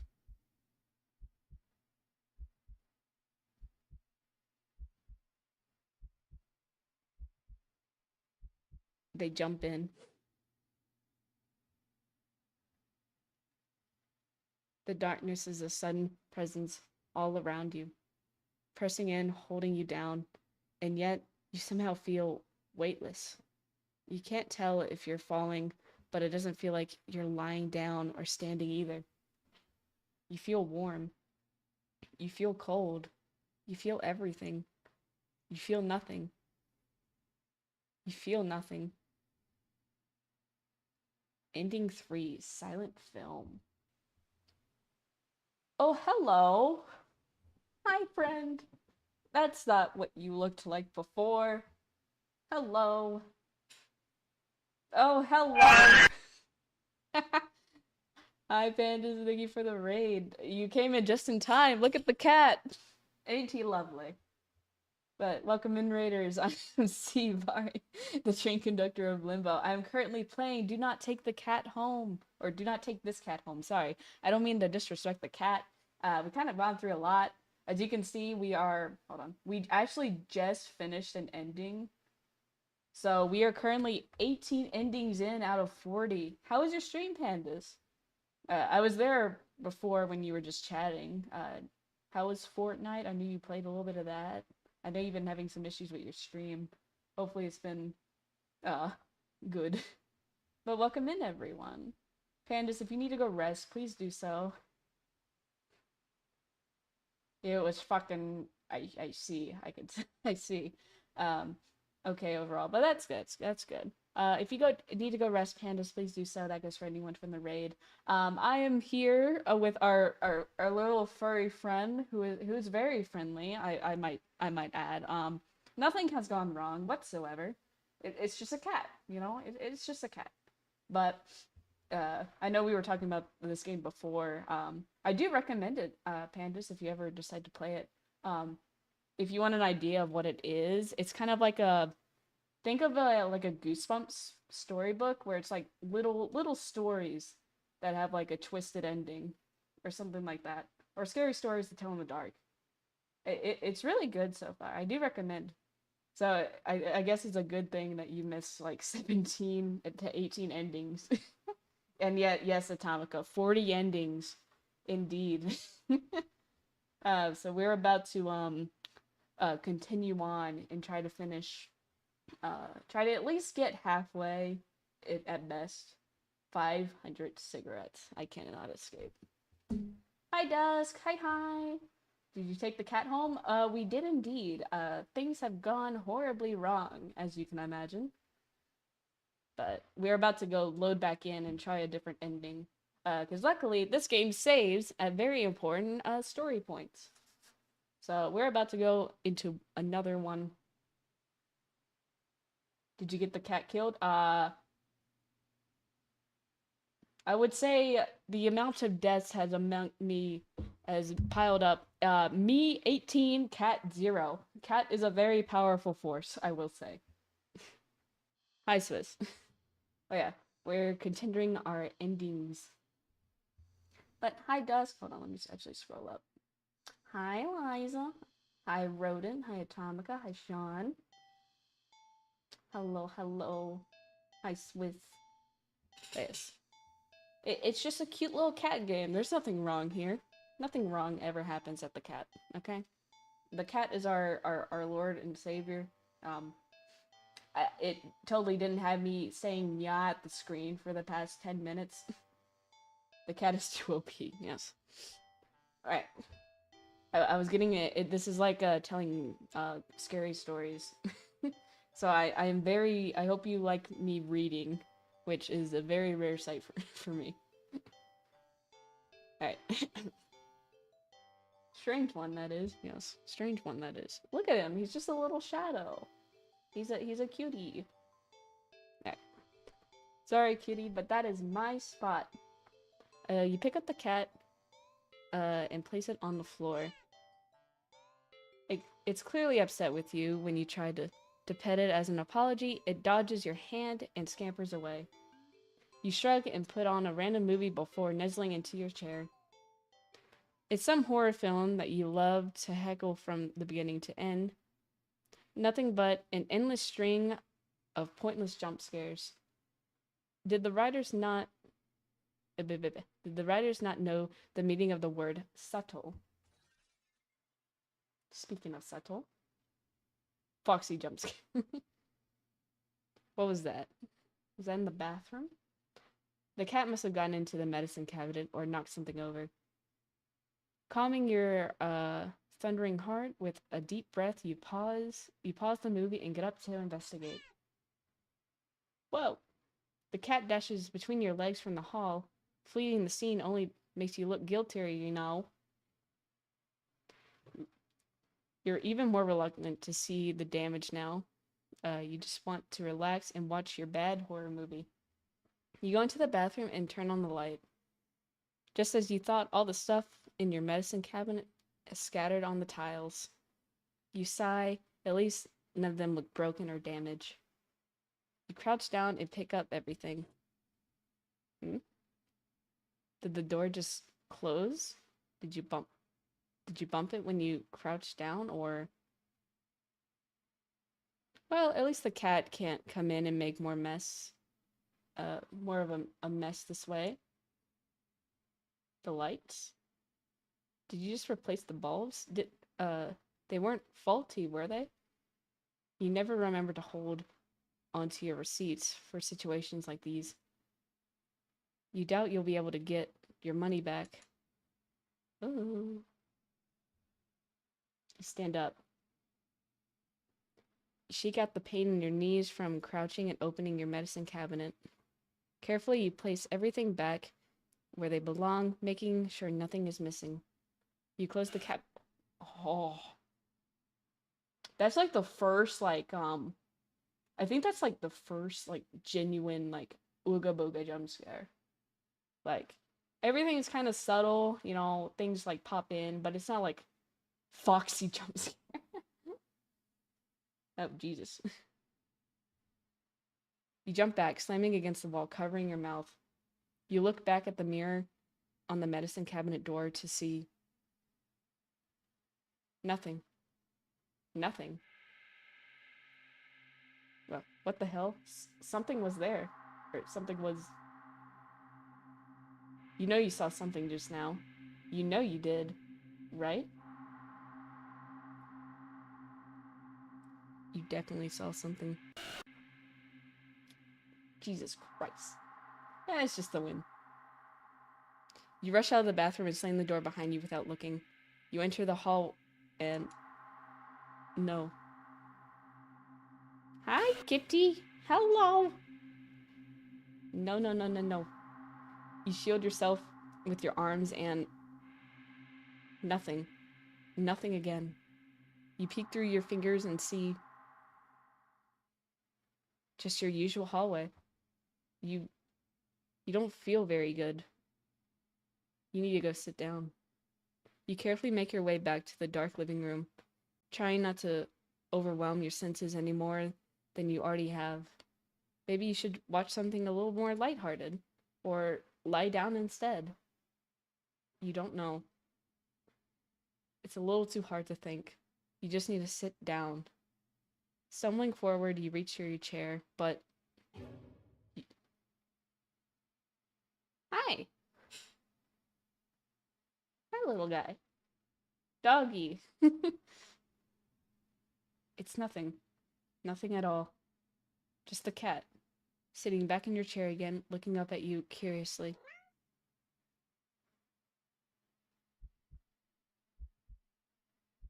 But it's enough. Your heart lurks. It's a cute dog.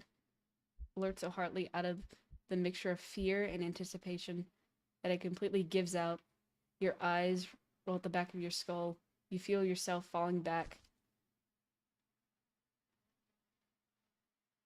you're dead before you even hit the ground. Ending 4. Real subtle. Ah, I see. Hi, buddy. Okay. That was the more, I guess, obviously not subtle ending. Alright. So we got 19 out of 40. Hi, rodent. Meow. Meow indeed. Alright, let's see. So we got 19 out of 40. My god. Yep. There are definitely some endings. Alright, let's see. Alright, let's go. I wonder if this changes if I press continue. You're walking. Right, of course. This is the first time in a while that you feel like going out. And you're actually glad that you did. The weather's absolutely perfect today. That's a good sign, right? Oh, my head. Maybe your luck has finally started to turn around. You tentatively allowed yourself to feel excited over the possibilities of where you could go and what you could do, even maybe who you could meet. You're so deep in thought that you almost miss it. Huh? What was that? Curiosity guided your steps and followed the sound and entrance of a lonely alleyway. Sunlight only just manages to reach down between the tall buildings on either side. You timidly enter the alleyway and walk forward. The loose gravel and scattered debris on the ground soften your steps. Finally, the sound source comes into view in the warm, almost ethereal light of the alley.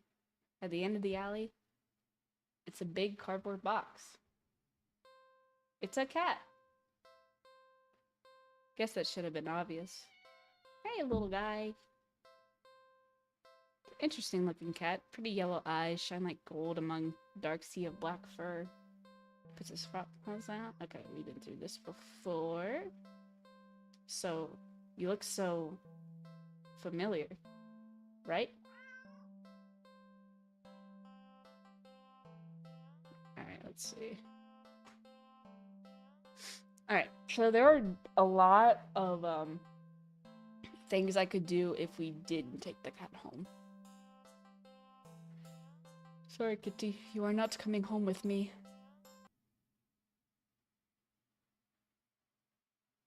You'd never take this thing home with you. You just can't take it home with you. You're a responsible adult. Alright. We can go to... Okay. Welcome back from the ads. Alright. I think ignore. We ignore. Okay. So what we did now. We went to the movies. That's where we lost our mind in the theater. Probably my favorite endings came from the movie theater. But we're gonna go to the carnival. We spent a day at the carnival. Ferris wheel, roller coaster, dog park. Okay, we'll go to the dog park after. Rides you've been on before. Hoops, coin toss, balloon darts. Games you played before. Funnel cake, popcorn, cotton candy. Food you've eaten before. All things you've enjoyed before. You're surrounded by groups of people all having fun together. Laughing, playing, eating, taking pictures, making memories. And then there's you. The sun hasn't started to set yet. Still high in the sky, but it will soon. You start to wonder if maybe you should just go home for the day. When you stop in your tracks, you see something. Something new. An attraction you've never seen before. A maze? Funhouse mirrors? It sounds kind of lame, honestly. Yeah, honestly, same. I wouldn't want to go in there. There isn't even a line to get in. But then, what else is there to do? Let's go in the maze. Why not? You enter the maze. A few rooms in, you notice that the mirrors aren't all weird. Some just show you looking back at yourself, a little bored, a lot tired. So very, very. Maybe this was a mistake. Why did you think of going into the maze of mirrors was a good idea, even if it was something new to experience? I can't do this today. You turn around to head back the way you came. You bump into a mirror. Where's the exit? You tried again, only to find another mirror blocking your way. By the time you're all turned around, you realize that the way you came in is completely gone. Okay, don't panic. You just have to keep going forward, right? You step through the only opening you can find and nearly trip over something on the ground. You bend down to pick it up. What's this doing here? In your hand rests a worn-looking flashlight. Curious, you flick it on. Huh. The light doesn't look very...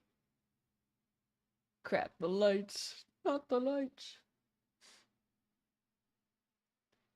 Did the power go out, or did the attraction operator forget you were here? How long have you been in here exactly? You pull out your phone to check the time, or maybe call the police. Your phone is dead. You grip the flashlight in your hand. The light it emitted earlier was dim enough for you to know there's probably not that much juice left. Best to reserve it for the worst case scenario and feel your way out. Yeah, you can do this. You take a calming breath. Well, forward we go.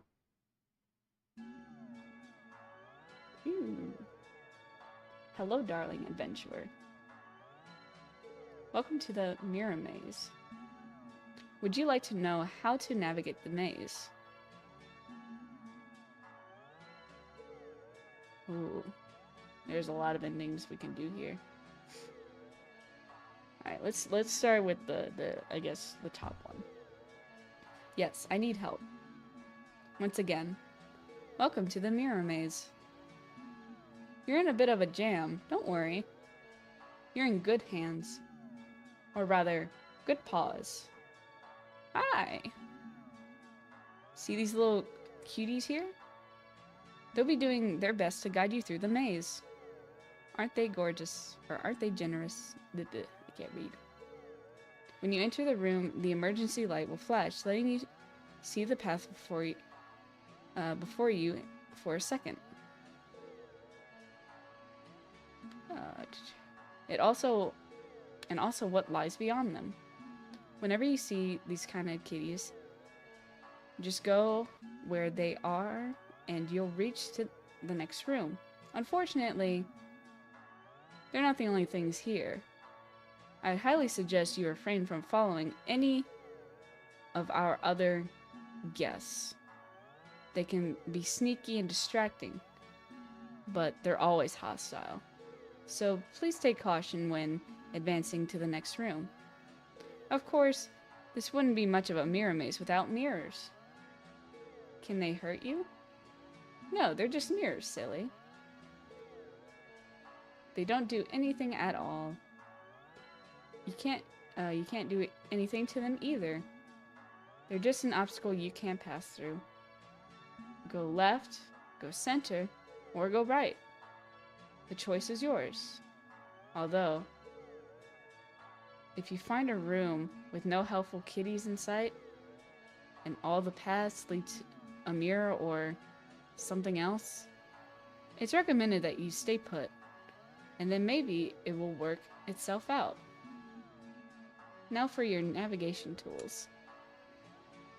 That flashlight you found doesn't have much juice left. It only lets you get a quick extra peek at your surroundings about 5 times. So try not to use it all up at once. Oh, this is actually a mini game in a game. You can keep track of your progress through the rooms up at the top left. There's 25 rooms, what the fuck? Okay. And your lives at the top right. You've got 3 lives, so be careful to avoid the less friendly guests lurking around. Why only 3 lives, you ask? Because you're soft and squishy.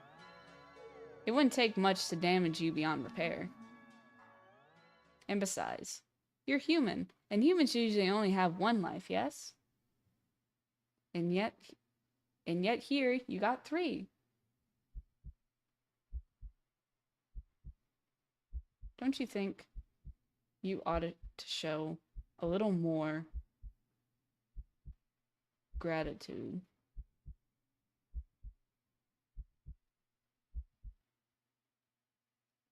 And that's the end of your tutorial. Hopefully it was helpful. Are you ready to play?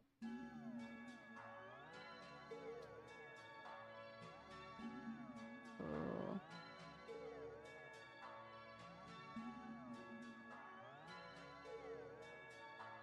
Ooh, okay. Alright, we'll just start from here. I'm ready to play. Okay, 3, 2, 1.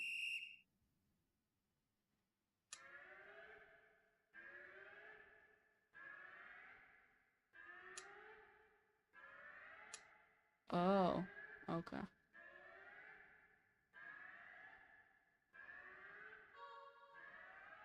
I'm pretty sure this room has an exit.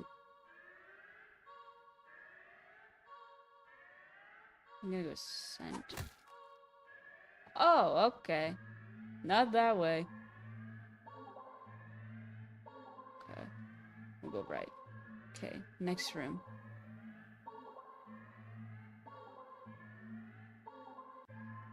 Okay, next room.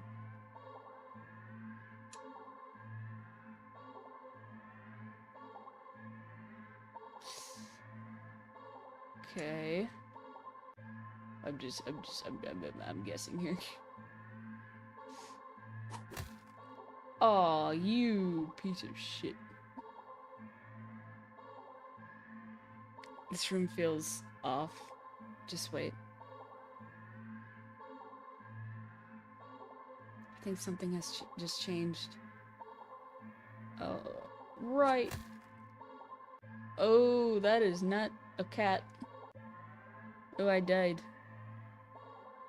Suddenly, the lights turn on. Your eyes burn from the sudden brightness. As your vision adjusts, you see that you're completely surrounded by mirrors.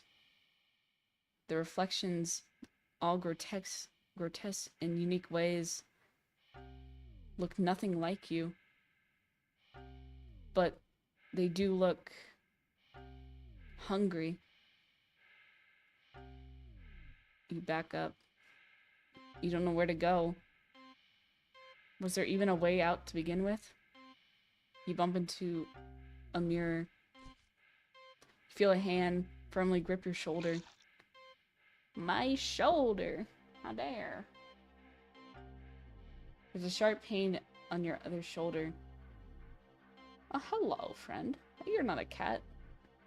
You rip away and look back to see something leaning out of the mirror. Its face has no features, save for a large gaping mouth, stained in your blood. Looking around in panic, you think that the mirrors feel closer than before.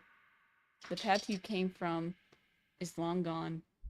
You're surrounded, and every time you blink, you could swear the mirrors are getting closer, and closer, and closer.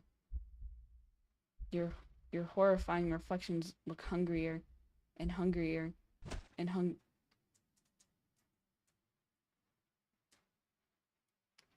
Ending 20. You failed the maze. Frowny face. Oh, gee. Hi, buddy. Okay, so we're in the halfway mark. Yippee! Oh my god. Alright. What time is it? Oh, it's 12. Hey, boy. Alright, what do I have for options here? Is what I think. This might be a good place to end it. Oh, do you guys want to see what I went through for the past 10 minutes at one of the courses? You want to hear what I heard for like 10 minutes? I think it's great.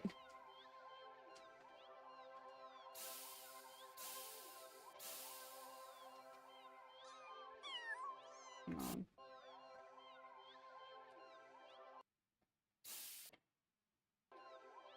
Look at him.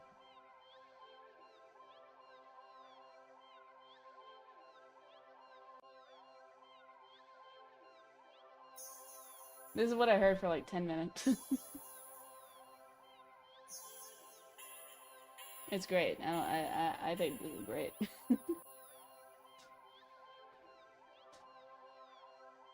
Alright, yeah. Yeah, that's what I heard for like 10-15 minutes on one of the runs. It's beautiful. Okay.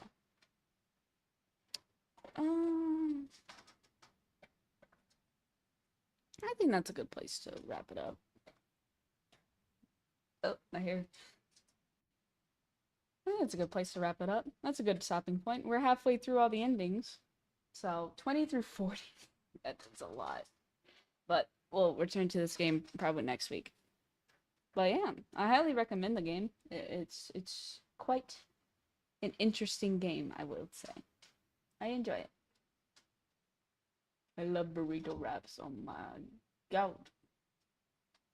I too like burrito wraps. Hold on. Okay. I think it's a good place to wrap it up. Lummy. Hi. I can get rid of the cat ears soon. Yay. Alright, but thank you guys for coming. It was a fun game. I am enjoying it. So we're gonna try to finish it at least sometime next week, hopefully. But yeah. Thanks for streaming. Of course. Thank you for popping in, a rodent. Alright, let's see. Who shall we raid?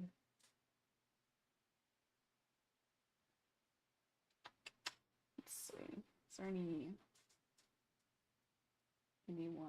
live that we can go to?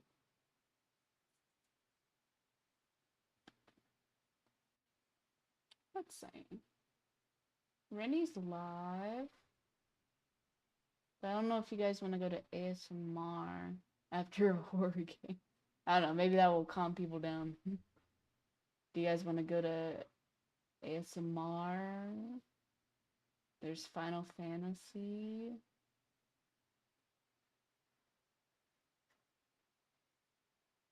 Let's see.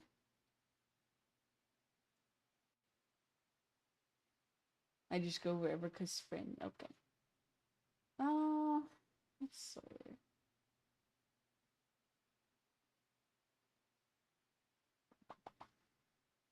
Where go? There's a lot of people online. Jesus. Okay. You know what? Let's go over here. Alright, yeah. Let's go over here. Alright. We are gonna go over and raid Rolling Boshi. They are currently playing Final Fantasy. Because why not? I like Boshi. Boshi's cool. Boshi's a cool dude. Alright, let's get the raid messages up. Alright. Raid 1 if you are a sub. Raid 2 if you are a non-sub. And if you want to join the Discord, feel free to do so. Candace, thank you so much again for the raid. I hope you rest well. And that goes for anyone from the raid. I hope you enjoyed whatever little bits and pieces you saw of the game. I do recommend it. It is a pretty good horror game, I would say. But, alright, let's get this up here. Oh, hey, Astra. Hi, Astra. Damn, the timing. You just got here. SeaVariii? Yes, SeaVariii. It's real. Hopefully this is right. There we go. Hey! Alright. Alright, we're gonna go over to Rolling Bow Shoes playing Final Fantasy. But we've rated them before, but please follow the rules. Be nice, be respectful as we go over. Because they are in a collab with someone, so be on your best behavior. I will see you guys on, I believe, Friday. Friday is our next stream, I believe. Hold on, let me double check real quick. Let me double check quickly. Yes, we'll be coming back Friday. We'll be playing more Paper Lily, so another horror game. Let's go. But yeah, I will see you guys Friday. Let me send on the raid messages again. There you go. All right. I will see you guys Friday. I hope you guys have a good night. Go be nice as we raid out. And we'll continue this game next week. All right. I will see you guys later. Bye bye. Everyone have a good night. Bye bye.